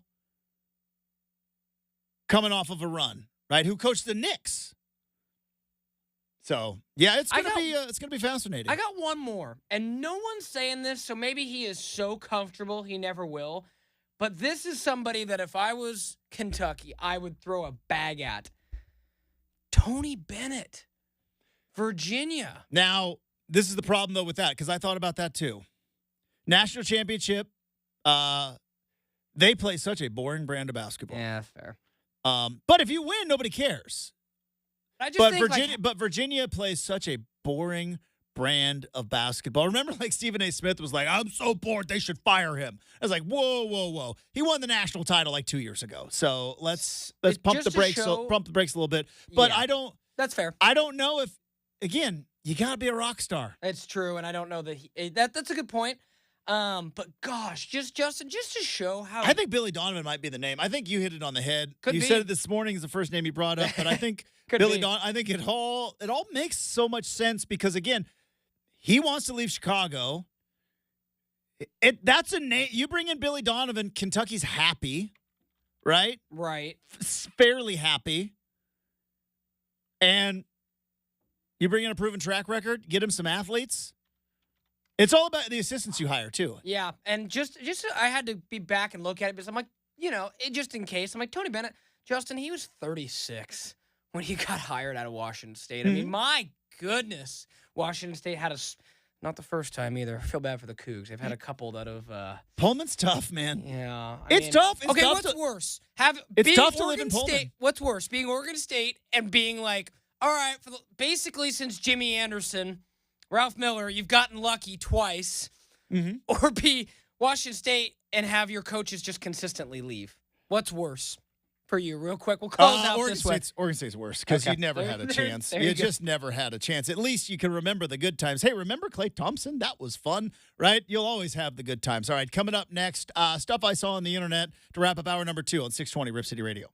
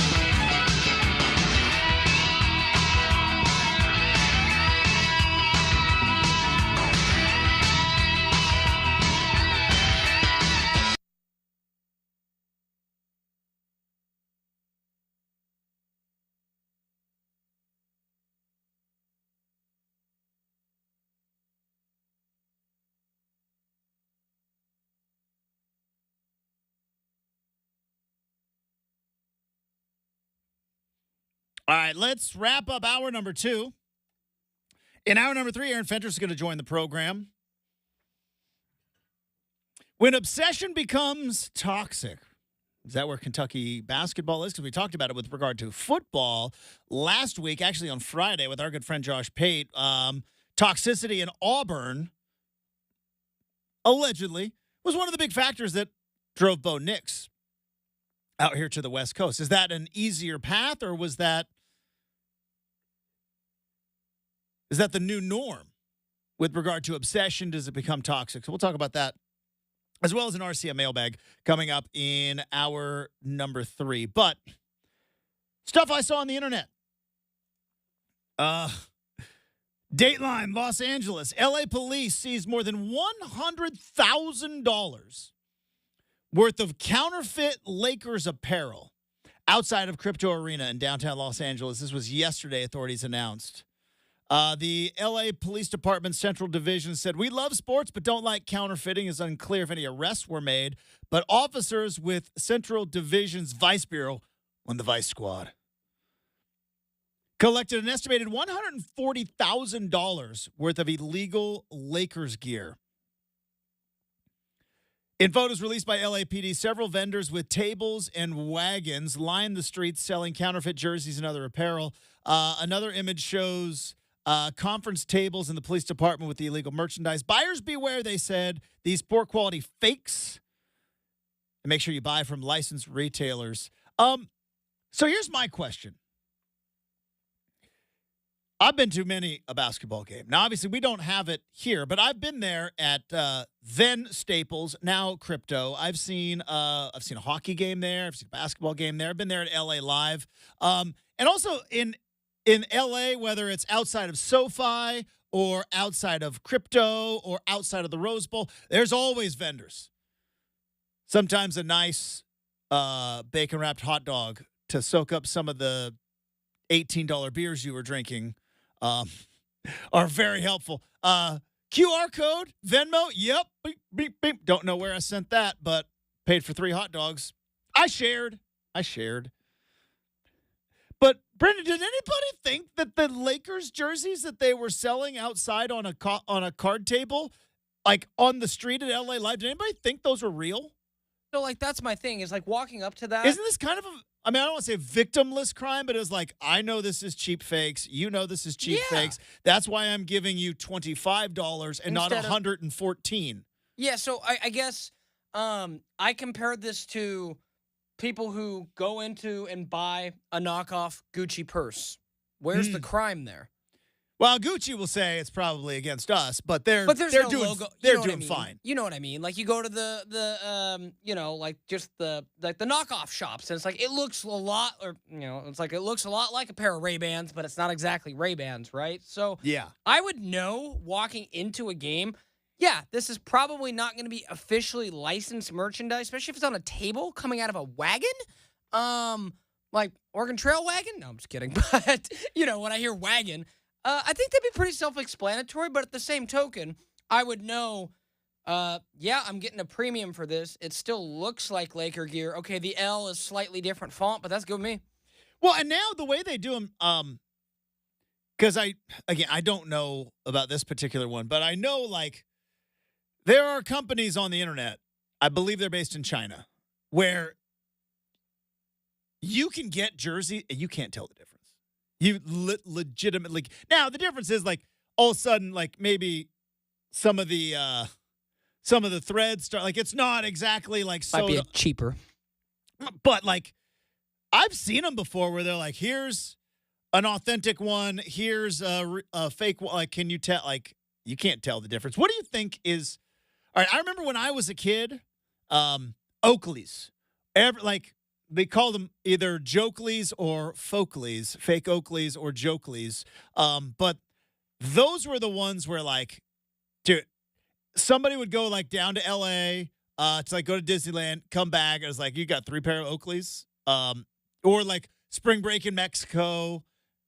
Oakleys were, like, the biggest fakes. I saw when I was in Mexico, boy, I'd get a really good deal on some Ray-Bans or some Pit Vipers or the other ones. I got a great deal on those Ray-Bans in Mexico. So sunglasses for the ones that I always remember. I also remember, like I said, a lot of just women's handbags type stuff. Yeah. Like that. Like handbags are super ripe for this kind of stuff. You know what I mean? So other than your Ray-Bans, which we don't know, they might be real. We don't know. Who knows? Probably not. But you ever bought any counterfeit stuff before? And like been upset or just like been like, yeah, I don't care. Like I don't, because this is the thing where like I bought in Bieber shirts that were not officially licensed yeah. stuff at some point or another. Like, again, my family has shirts from when we went to the Fiesta Bowl in 2000. I guarantee were bought in a parking lot. I remember. So, stuff like that, I remember there was a time when I was in Eugene, and it was like right when, obviously it's pre-NIL, but like Oregon was having a moment, right? It was right in the heart of the Chip Kelly era, and everybody's trying to make a buck. I get it. Right? I'm all for it. I'm pro-capitalism. Everybody's trying to make a buck. And so there were lots of T-shirts because the Oregon problem is that their logo is an O, right? And you can, like you said, you can make it a little bit different and there's nothing you could do about it. But I remember, like, the athletic department would come on my radio show and be like, listen, if I know there's a lot of counterfeits out there, and they're not only is that unfair, but if that counterfeit shirt has any player's name on it, they could be subject to NCAA violation. And I'm like, no, really, like, so. But yeah, for the most part, I can't say I've ever like knowingly bought things that are like counterfeit. Like to your point, I remember I bought like some cheaper like, you know, suit jackets, blazers, like online on like, you know, that probably got shipped from China, as Justin mentioned, that were just fine. I mean, I feel like you just have to know what you're paying for. So we didn't see the prices. Justin, if you walked to Staples and you're like, oh my gosh, an AD jersey outside, and they were going for $150, that's where I'd have a problem. Because I'd be like, this is knockoff. Or if you bought it off of Amazon or something. Sure. But like, yeah, you go out to the sidewalk, and by the way, I'm not a cop. I appreciate and respect and love everything that the men and women in blue do. I love it. How many people in that LAPD Vice Squad is going to have a nice new Laker jersey? Counterfeit or not? Oh, they're taking them home to their kids, man. How many kids are going to have, Look what Dad got at work. Hey, got your LeBron jersy. Brand new. Didn't get it at work. Got it for you. They're going to say, Dad, that L looks a little weird. Don't worry about it. That's how they're doing it now. That's how they're doing them now. I love it. I love it. When I was in Seattle, again, it was right in the heart of 2013, 2014. Here's the problem that the Seahawks have that I don't know if they anticipated. But Brenden, what are the fans of the Seahawks called? The 12s. They're the 12s. Yeah. You know what you can't license? The number 12. You can't. You can license the Seahawk logo. You can't license the number 12. And so there were people, and you would go out and everywhere in and around Seattle, not even near the stadium, like drive-through coffee stand right next to it. Navy blue shirt, green 12. And it'll say like Seattle across it. Because again, that's the city. Doesn't say Seahawks, doesn't say anything. It was just blue shirt, green number 12, and boom. $8. You get yourself a Seahawks shirt. Is there we got about a minute left, Justin. Is there about a more off-the-wall jersey for a fan base than Seahawk fans, and I respect it, but just wearing the number 12 is his fan there's on no the back? other comparison, is there? There's nothing else in the NFL that's like that. No, like Texas A&M does the 12 as well. Oh, okay. But that's Texas A&M. They have a whole history. And there's a lot of 12 jerseys, Justin. All right, coming up next, we have got maybe some more stuff on John Calipari, what's going on with Kentucky. Aaron Fentress is going to be joining the big show. We've also got the RCN mailbag. Hour 3 next, 620 Rip City Radio.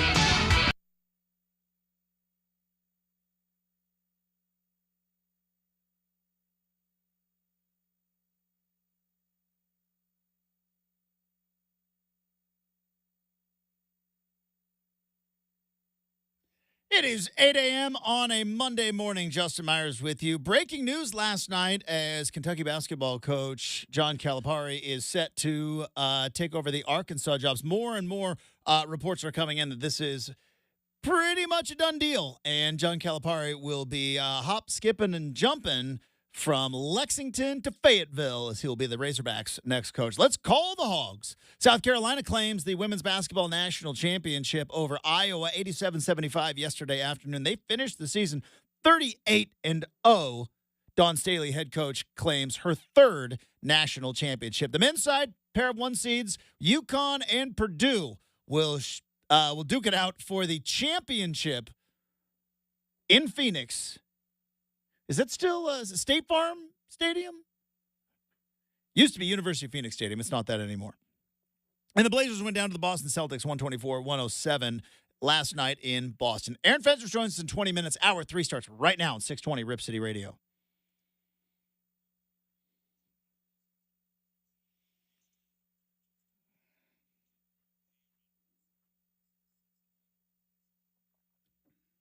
Hey, welcome back to Rip City Mornings, everybody. Hopefully you're having a fantastic Monday.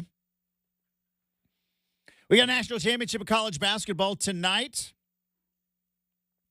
Zach Edey and the Purdue Boilermakers look to come from one of the most embarrassing losses in college basketball history.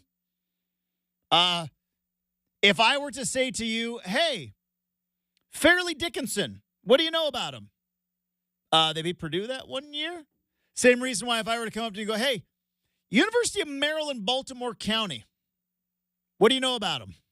16th seed, beat a 1. Beat Virginia. Yeah. Well, Virginia avenged that loss, and the next year made a run all the way to the championship game, culminating in cutting down the nets. And now it's a funny story. Remember when we lost to the Golden Retrievers? That was nuts. Cut down the nets the next year, though. Purdue could do the same thing. Zach Edey is going to be wrapping up his. It is amazing. And again, this is not a criticism. It's an observation. I'd be lying to you if I told you I watched more than 3 or 4 Purdue basketball games this year. I'd be lying to you if I said that. I watched Oregon play basketball, watch a lot of the NBA because obviously that's what a lot of we talk about here. But it is still, we're right in the heart of the tournament now. And with the championship game tonight, I watched a good chunk of Purdue playing in this tournament. And the fact that you can, at the game's highest level, still kind of play like middle school basketball is fascinating to me. I watched Purdue play against North Carolina State in the Final Four. And they're playing like a middle school team that got a kid to hit his growth spurt. Like that. Like, hey, it's getting a little tight. We need a bucket. 7'4" guy, they got nobody even close to you. We're throwing it up high. Analytics be damned. You take your analytics, you take your math, you take your three-pointers, you take all your Raptor rating and your use. No. Tall guy, get buckets. Boom, throw it down. He's really tall. You're not. He turns around, and he hits 4-footers. Didn't make all of them, but made enough of them. Now, UConn's got a 7-footer, though. I saw this stat. First time since, I want to get the year right, but first time since 1984, we have had 2 7-footers match up in the national championship game of college basketball. Brenden, can you name those 2 centers from 1984? 2? I can. Who you got? Patrick Ewing. Boom. Alonzo Mourning. Keem Olajuwon. But good. You're right. But Alonzo Mourning also played for Georgetown, where Patrick Ewing played for as well. That's all right. See, again, help me out with before I was on this great planet. Multiple years before you were on this great planet. But, no. So Keem Olajuwon versus Patrick Ewing. Last time we had 7-footers. That's insane. Now we got UConn trying to go back-to-back. Purdue trying to get the ultimate redemption. I know it feels a little bit meh, but I think it's going to be fun tonight. I'm looking forward to it. I think so, too. I think UConn's going to roll, but we'll see. All right. I want to credit listener of the program and tweeter of the program, Larry on X, who tweets at us multiple times per day. And I know I don't reply all the time, Larry, but I see him and I appreciate your interaction on the show. I'm just a terrible tweeter. But we were talking about the Milwaukee Bucks earlier. The Milwaukee Bucks have lost 4 in a row. The Milwaukee Bucks are 3-7 in their last 10 games. The Milwaukee Bucks even though they are the number 2 team and have clinched a spot in the postseason, and will have home court advantage until the Eastern Conference Finals, I believe. There's some worry there around Milwaukee. And listener of the program, Larry, says, if the season ended today, would you consider the Bucks better, worse, or neutral after the acquisition of Damian Lillard? And I got to thinking. Now, we're not going to know because we are in a championship society, right? We won't know. Who won the trade? Ultimately, time always tells. We give instant reaction, but we won't know who won the trade, just like we won't know who won the draft until about 3 years, just like we won't know who won the recruiting class for about 2 more years. We don't know these things, but it doesn't make for good radio, and it doesn't make for good takes to be like, well, we're all just going to have to be a little bit patient here. That doesn't feel right. But let's just say, because we can live in hypotheticals, we can make up all the rules. This is our show. We can live in hypotheticals.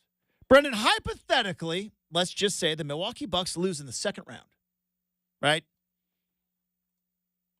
They match up first round. Let's say they get the Heat or they get the Pacers. Well, they lost the Heat in the first round last year. They did, but they did not have Dame. But let's just say the Milwaukee Bucks get to the second round. Who would they face in the second round? Maybe Philly. Let's say they face Philly in the second round. Embiid goes ballistic, and the Bucks lose in the second round. And the Blazers are sitting here once again in the lottery, but with a rookie point guard in Scoot Henderson that hopefully will take a next step next season, a bundle of picks, some options with certain guys, and movable assets, but are clearly playing terrible basketball. If the Bucks don't get past the second round, who won the trade? Like, is there a possibility? And I think my feelings on Damian Lillard are very clear. I love Damian Lillard, and I understand why some Blazer fans are frustrated because this whole thing was built on loyalty and then he wanted out. But I also understand the other part of it, which was all I asked for was a little bit of help, and you drafted a 19-year-old who plays my same position. So I can understand both sides, but I'm fairly on the record with Damian Lillard. Like, I love Damian Lillard. I still consider him the greatest Blazer of all time. And yeah, I was around when Drexler played. That being said, if the Bucks don't win at least 2 series and get to the Eastern Conference Finals, if the Bucks lose in the second round, or heck, what if they lose in the first round to Philly with Embiid back? Who won the trade? Is it possible that there's a lose-lose? So because they gave up, as you said, they gave up Drew Holiday. So there's a little to go to the Celtics and lock down everybody. Yeah, like, I mean, Drew Holiday was not in the same way. But the Celtics were a great team and added an elite player. It's like when the Warriors were a great team, added Kevin Durant. It almost made them unfair. And look at Boston winning the league by a healthy margin.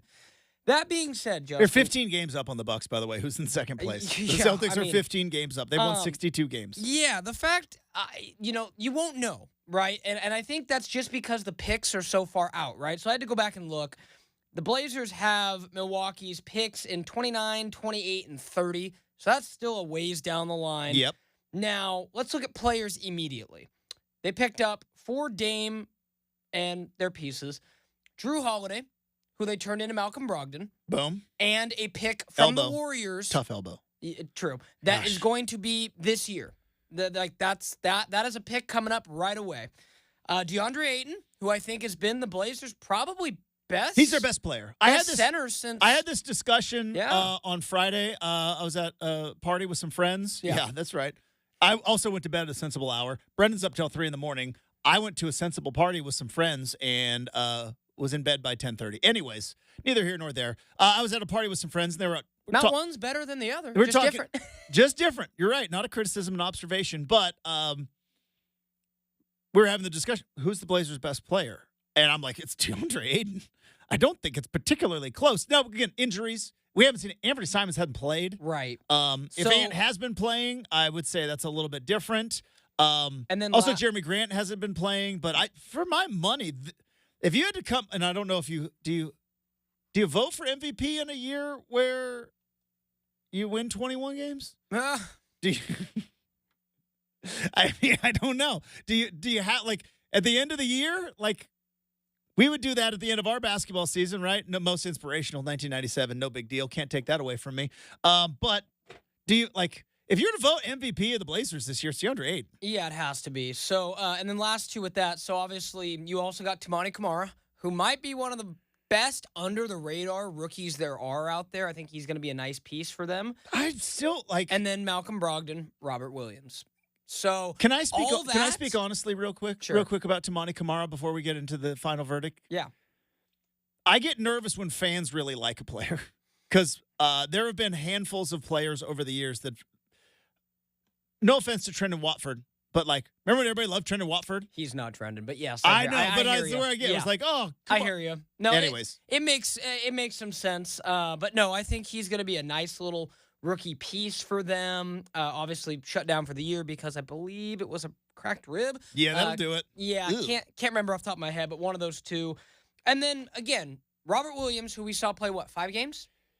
Yeah.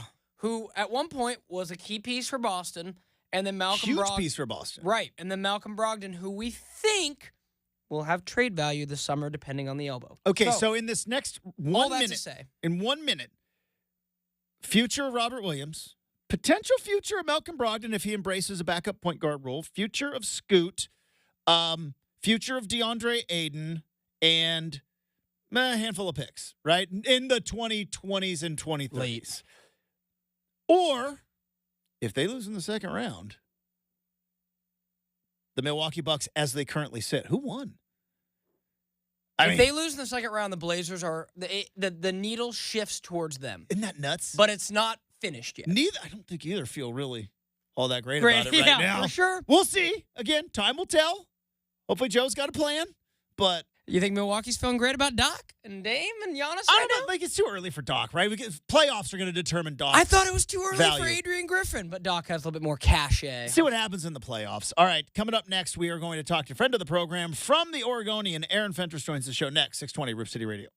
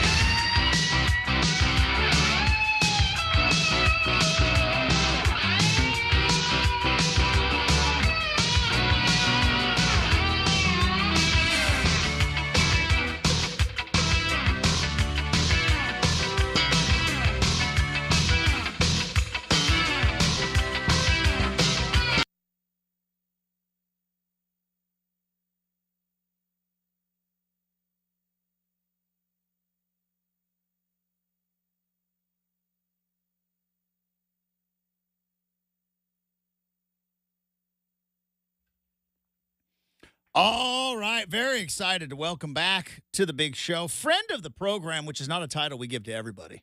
No, a select few ascend to the level of friend of the program. You know him from X, a.k.a. Twitter, at Aaron Fentress. He'll fight with you if you want to get into the ring. And we have an awful lot of fun. Welcome back to the big show from the Oregonian, Aaron Fentress. What's up, bud? 1 week to go, baby. How you doing? Not. We've always joked about certain basketball teams in the 3-2-1 Cancun mentality that they have. I don't want to name names, but let's just say there's some people that I work with and work around that it may not be 3-2-1 Cancun, but it might be like, like 3-2-1 golf course going on with some Blazer media. 3-2-1 Cannon Beach. Yeah, there you go. 3-2-1 Lincoln City. All right, let's. I got a weekend. It's going to be great. But here we sit as 1 week left in this Blazer season, Fentress. And I guess here's the question, because obviously, clearly, we know what the season is. We know what has been going on this whole last couple of weeks. When you look into the future, like, what's the plan here with this team? Like, big picture wise, looking ahead, and like the season will end, the playoffs will begin. There will be a draft lottery. Who knows where the ping pong ball's in? What's the plan with this team? Plan? Yeah, that's what I'm like. Plan? You like me, you're old enough to remember the A team and how much of a wagon the A. Like, it was always like, hey, what's the plan, Hannibal? Right? Let's figure it out. Wait, is that 18? That was the A team. Yeah. That was 18. I never really watched that show, to be honest with you, but I do remember the theme. I was all in on the A team. BA, Hannibal, Face, Murdoch. Yeah. Yeah, so you seem like an 18 kid. I was more sophisticated, so I was watching Hill Street Blues. Ooh, that was sophisticated. That was way over my head. I don't know if my parents let me watch Hill Street Blues. Yeah, exactly. You're watching in the heat of the night probably too, huh? Yep. Anyway. Okay. So they've changed plans a couple of times, as we all know. The plan this year was development, clearly. Mm-hmm. But I think they got somewhere with it, especially late with all the forwards playing a lot because so many people were out, and Scoot got a lot of time to sort of run the team. But overall, that was the main plan: get some development in, try and develop an identity, try and develop chemistry. The problem is the main guns have been so in and out of the lineup that I don't think they accomplished much in that regard. So in a lot of ways, it's somewhat of a lost season, not completely. The thing about the young players now is that most of these guys are not going to be in the rotation when the next time they get to playoffs. Mm-hmm. Like, people are excited about Delano right now. Is Delano going to be around? I don't know. Then you got Murray, Rupert, Walker, Minaya, and Kamara. Like, how many of those guys are even going to be here the next time this team makes the playoffs? I don't know. So there's some competition going on. There's some development going on. But when I watch this team, my biggest thing is I see no signs yet whatsoever of a star. Like, you got to have stars in this league. Mm-hmm. And, you let, you alienated one of the greatest ones in franchise history. He's gone. You got to find stars. I don't care who this young forward in the second round, blah, blah, blah. Like, that's okay. That's all cute and well and good. Everyone can be excited, but you win with stars. Who are the stars on this team? Who are the guys who are going to elevate this franchise? Who's the all-NBA candidate down the line? Who's the multiple all-star down the line? No one on this roster has demonstrated, hey, I'm that guy this season. Not at all, to me. So the plan to me this offseason is, if they want to win next season, they're going to have to make some major roster moves. They've got to be aggressive and do something, which they didn't do last year for Dame. They better figure out how they're going to do it this summer. Or you take your draft picks and you just sort of make a couple tinkers and go into next year still planning to, quote-unquote, develop. If you do that, you're going to be right back in the lottery. I don't know which way they're going to go. And that's going to be one of the first questions I ask Cronin and Billups when the season ends. What's the plan here? Because can you put the fans through this again? This is arguably the worst season ever. Yeah. I'm gonna write about that later in the week. If you look at all the different things, this might be this is easily top 3 or 4 worst seasons fans have ever endured in Rip City. Aaron Fentress from the Oregonian joining us here on 620 Rip City Radio. All right, let's talk about Scoot, because the not fun answer is meh. We don't know, right? Because it's when it comes in looking. Fentress, I don't look down my nose at hot takes. As a matter of fact, I live in a world of hot takes, but every once in a while, hot takes just aren't appropriate, right? Because I think it is far too soon to call Scoot a bust. I think it is incredibly early to call Scoot a bust, and considering, like you said, the situation that the Blazers have been in with nobody else around, but also doesn't seem to kind of pop off the screen as we have seen, as you talk about, superstars do. So the answer is probably somewhere in the middle. At what point along the timeline do Blazer fans maybe get worried that the promises of Scoot that we had last summer may not be exactly what it is? Is it like the end of next year? It depends on the progress shown. People develop at different rates, and one of the problems is that everyone put these labels on him: generational, transcendent, right? He's not your normal 19-year-old. He could come right in and start with Dame, all that BS. And so the expectations are ridiculous.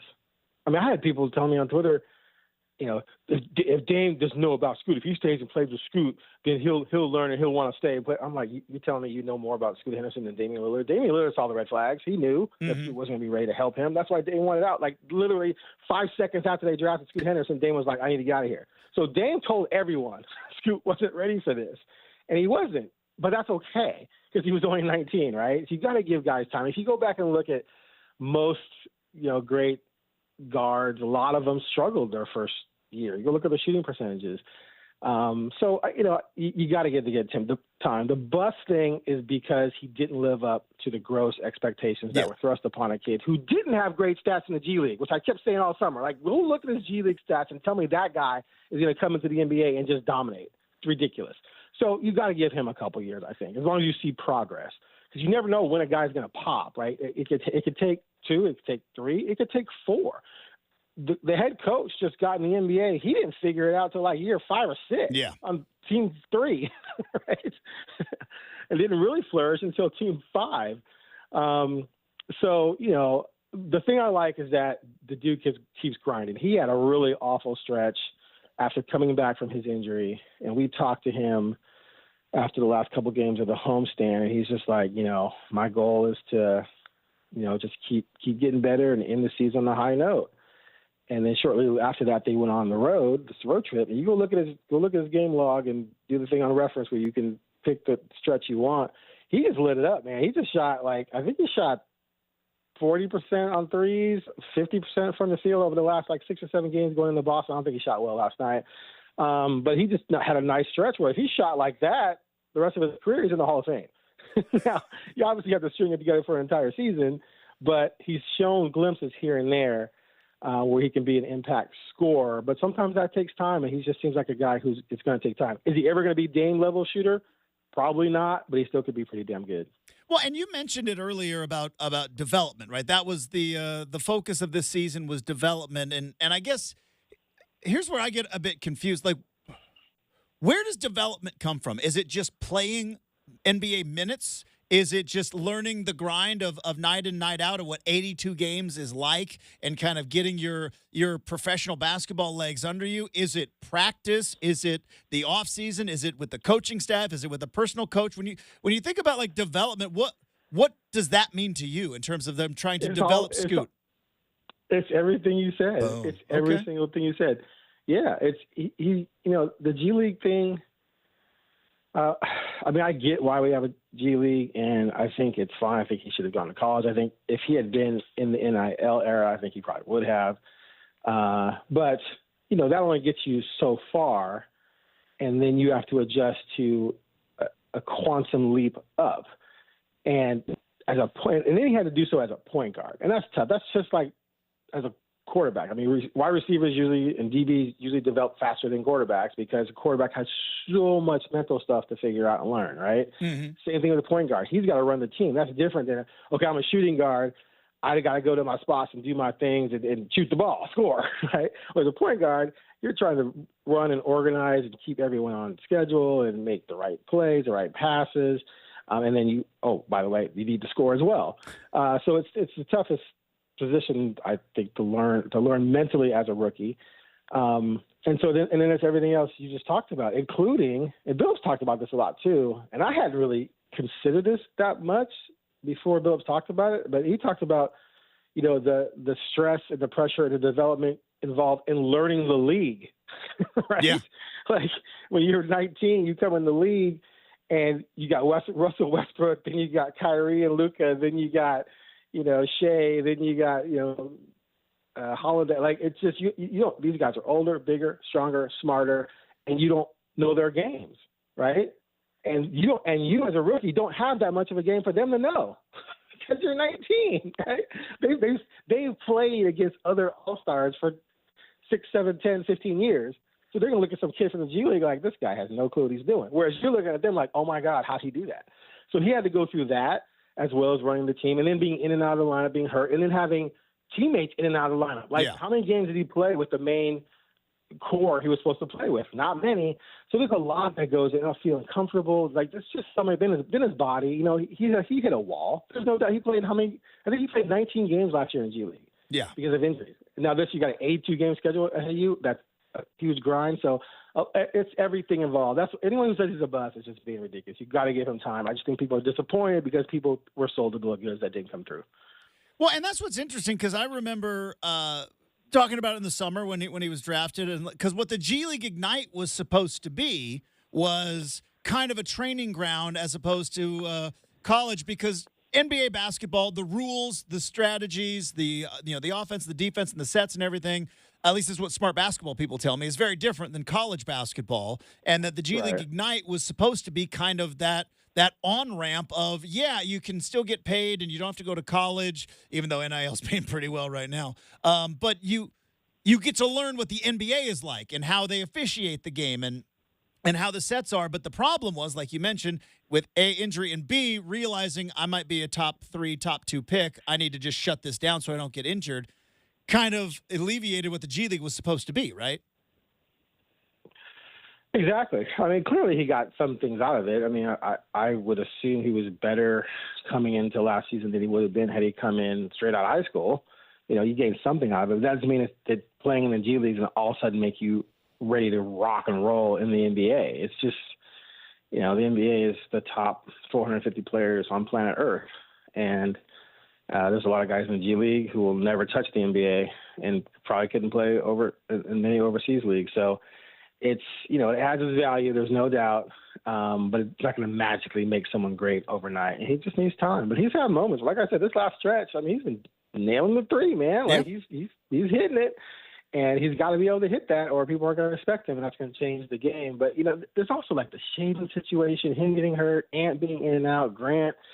Grant was great for a while health-wise, and he had troubles Aiden in and out. Like, the whole thing has just been a mess, and they haven't really been able to develop not only the team chemistry, but then Scoot playing with those guys, playing with those veteran guys, playing with those guys who've been proven, and operating in that environment instead of an environment where you're playing with a bunch of youngsters and your sets are limited and things like that. So it's I would say it's been a lost year for him or the team, but it certainly hasn't been what they hoped. Jeremy Grant hasn't played in the month of April since 2021, Fentress. I mean, you got to worry about that, right? And like he's doubtful every day and he's out. It's weird. It's just say he's out. Aaron Fentress of the Oregonian joining us here on 620 Rip City Radio. All right, Fentress, we do a sports talk show this day. I think we're contractually obligated to do this. Is Caitlin Clark the GOAT? We got to do it. Like, it's in the rules. We have to. Do you have to win a championship to be the GOAT? Fentress, is Caitlin Clark the GOAT? I don't think you have to win a championship to be the GOAT, but I can't claim to know enough of the history of women's basketball to really have it. That's not stopping a lot of other people. Like I could have a quarterback debate or an NBA debate or something like that. But, come on. She's clearly a great player. A lot of the other players who would be in contention for that played on much better teams. Like Breonna Stewart won 4 championships. You telling me you put Caitlin Clark on UConn, they don't win 4 championships? Like, Good point. You know, I mean, it's UConn, right?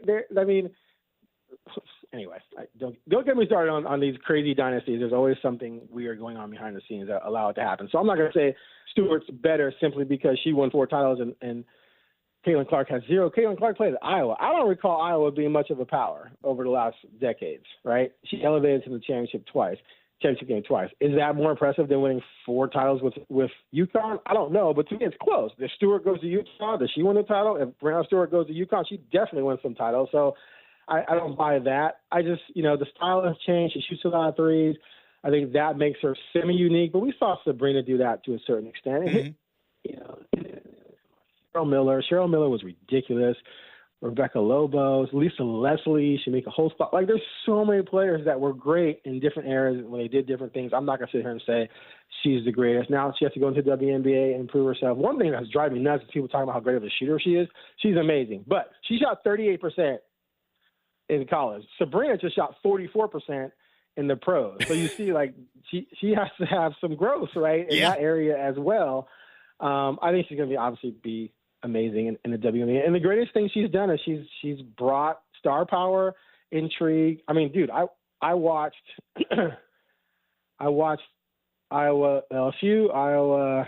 I forgot who they played. UConn, that's right. I just talked about UConn. UConn and I watched the game yesterday. I'm not watching that if not for the buzz around her. And then the drama. Here's the other thing. Your sport, when you're trying to build a sport, it can't just be, these are good players. You need some character development. You need some intrigue. And I know I'm an old head, but I'm going to go back to Bird Magic. Bird Magic revolutionized the NBA. 1, they were great.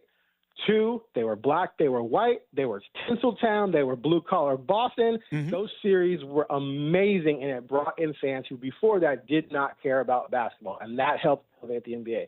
When you had Clark and Reese, with what was going on between those two last year, that brought in fans. People were like, oh, man, these ladies are getting at it. And you create character development.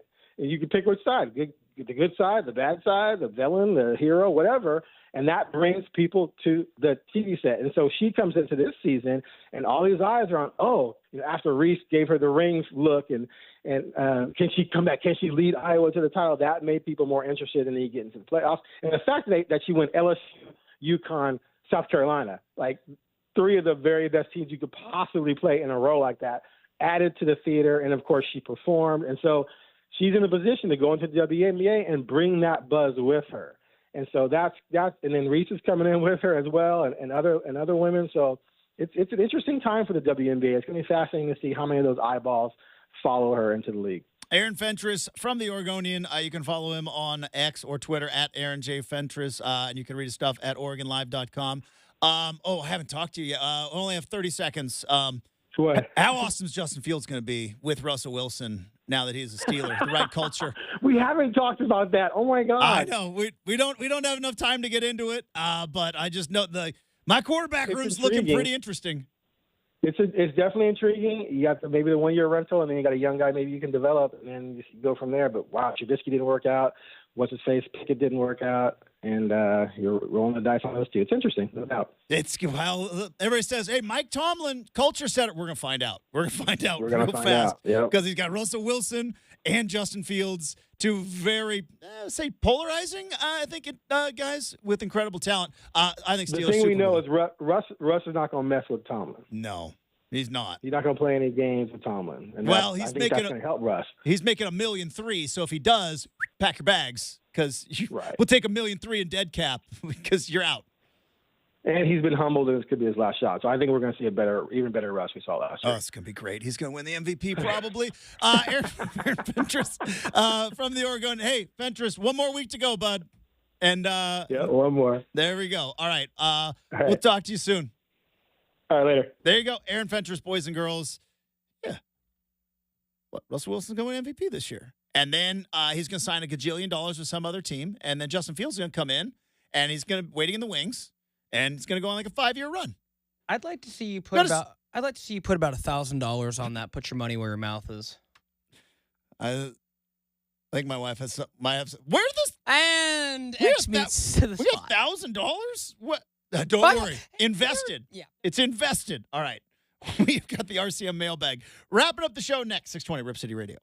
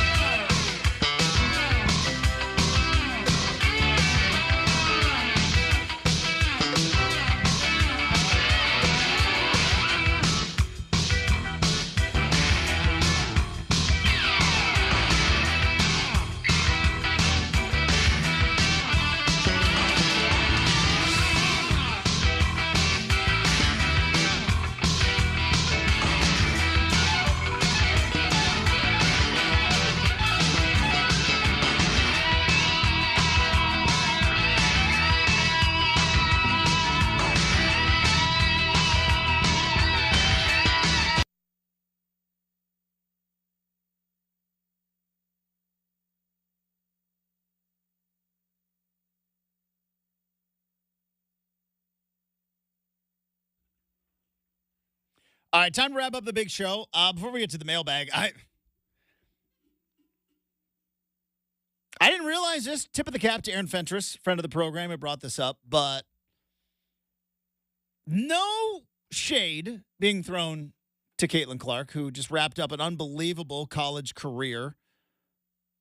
And obviously a lot is made of her three-point shooting and shooting from the logo and everything else. But this year, Caitlin Clark shot 37% from three. Last year, shot 38% from three. The year before that, shot 33% from three in college in the Big Ten. This year, or excuse me, 2023 WNBA last summer, Sabrina Eskew shot 44% from three. Just saying. Shot 44% from three. Shooting 37% from a career, same as Caitlin Clark in college. So now I'm not saying again, I'm not saying Sabrina's been doing this for a while now. So like I get it, scoring the points and making the run, and boy, what it would have been like, what would this conversation be having if Sabrina and that Oregon team in 2020 didn't face COVID and made a run and actually maybe hung a banner? They were number one seed. Hung a banner? Like, the only team you would have had to get through was, guess who? South Carolina. Back then, too. Yeah. But could you imagine if Sabrina won a title? Like, it would have been completely. But what's the Caitlin Clark discussion today? But here's the thing, Justin, and I don't mean this negatively because you want the sport to grow. But I'm going to say a lot of those Caitlin Clark fans, they weren't paying attention to women's basketball 4 or 5 years ago. No. I'm just going to go on a limb and say that. They weren't paying attention because if you ask someone like, but like me, Sabrina was doing all that, I guess. I know she was. There's just an X factor that you can't. I think there's a lot of factors, right? The whole Midwest, like she's native of Iowa, doing it for Iowa. Fentress hit it too. Her versus Angel Reese was bird magic. Yeah, in women's basketball, it was. So, and the fact that maybe Sabrina didn't have if Sabrina had like a crazy rival, but Sabrina's shooting 44% from three in the WNBA. Now, just saying. Well, will Caitlin Clark? Here's one. Will Caitlin a quick math, 7 percentage points better than Caitlin Clark. Will Caitlin Clark have a 3-point contest with Steph Curry? We'll see. If they were smart, they would. all three of them. You want to bring eyeballs? You want ratings? That's true. 100%. All right, let's get to the mailbag.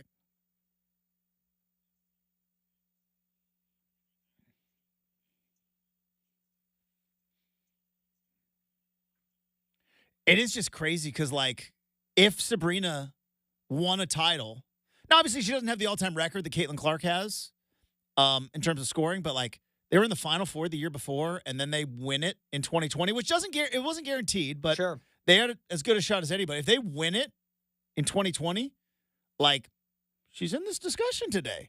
Agreed. That's what we're talking about. Let's go ahead and open up the mailbag. Justin, first, before we do, though, I want to get to some things that were interesting over the weekend. On social media over the weekend, it went viral and circulated. You know how they do, like, heat maps, like, for population? So you see, like, America, and you see where the most So they did a heat map, Justin, but for Airbnbs purchased last night in the path of totality for the solar eclipse today. Oh, yeah.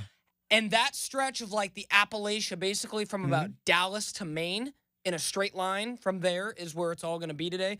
It was out of control.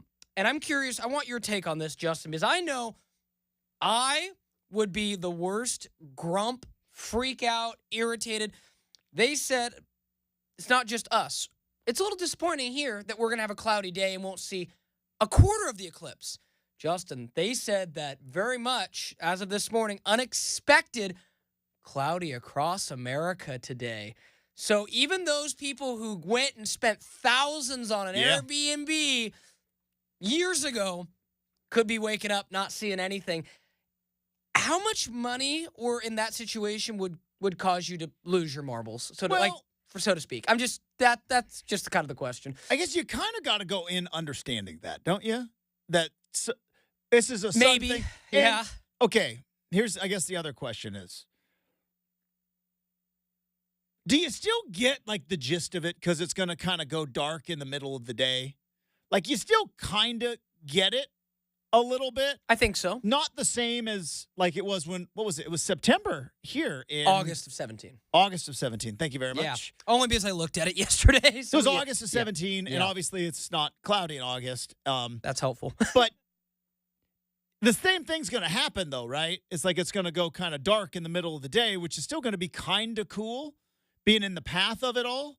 But, yeah, it would be kind of a bummer. Yeah, I woke up this morning and saw an AccuWeather report, and it was basically like, unless you live in Maine, like, See, now my like you're kind of. my brother-in-law and his family, they're in Dallas right now. Oh, really? Yeah, they went there, like my nephew, like they're wow. they went How there about for, that? and they're doing other stuff. No, but that's super cool. But they're in Dallas. I hope they get some sunny skies. Yeah, I don't know what's going on in Texas. Because like I said, I saw the map and it looked like it was real cloudy in kind of that southeast, and they're like, get to Maine. So yeah, it's gonna be interesting. But yeah, that's, so you're saying the Airbnb is just doing that whole long line, just basically a line of the Apple, and they said it was the most concentrated grouping of Airbnbs that they'd ever seen. Like they've seen Super Bowls, obviously, where like Airbnbs, take over the town of Phoenix or take over but Justin, this, again, very much we can look. Like right now, you can go, brrr, and you can look, next solar eclipse, 2040. You've been able to do this for quite some time and be like, look, April 8th, 2024. Okay, family? How'd we get them 7 years apart? Pure randomness, right? Just how the cosmos work. I guess. Yeah, there is not an astrology guy. No rhyme or reason. But Astrology or astronomy? Hopefully. Astronomy. Yes. And astronomy is the real thing. Astrology is the fake thing. Yes, correct. So hoping the Myers clan gets at least a view today. You might have to check in on the fam, see how the afternoon went. We'll find out. I'm sure somebody will tell us. Yeah, that's pretty cool. But let's go ahead and get into the rest of the mailbag. In case you haven't known, folks, just like Friday, I'm obsessed with natural phenomena, and this is a natural phenomena that I still don't understand. Like, it doesn't make sense when the moon just goes in front of the sun. And as I told Justin, 300-400 years ago, people probably thought the world was ending. I know, it'd be nuts. Right? All right, let's go ahead and dive into the mailbag for real, Justin. Ooh, this is a good way. What is the most underrated way to motivate a team? I mean, the easiest way is the nobody believes in you, right? I think that's the easiest way. Underrated way. All right, here's the thing. Pump-up speeches work in movies. Yeah. Don't work in real life. Kurt Russell. They don't work in real life, right? Ask anybody. They'll tell you, like, coach will give you this great pump-up speech. And then, like, all right, we got to go warm up. We got lineups. We got to hold, like, the pump-up speech before, like, it works in the movies. It doesn't work in real life. So that would be the most overrated way. The most overrated way is a good rallying pump-up speech. I guess maybe the most underrated way is to do the, I don't think you guys are good enough.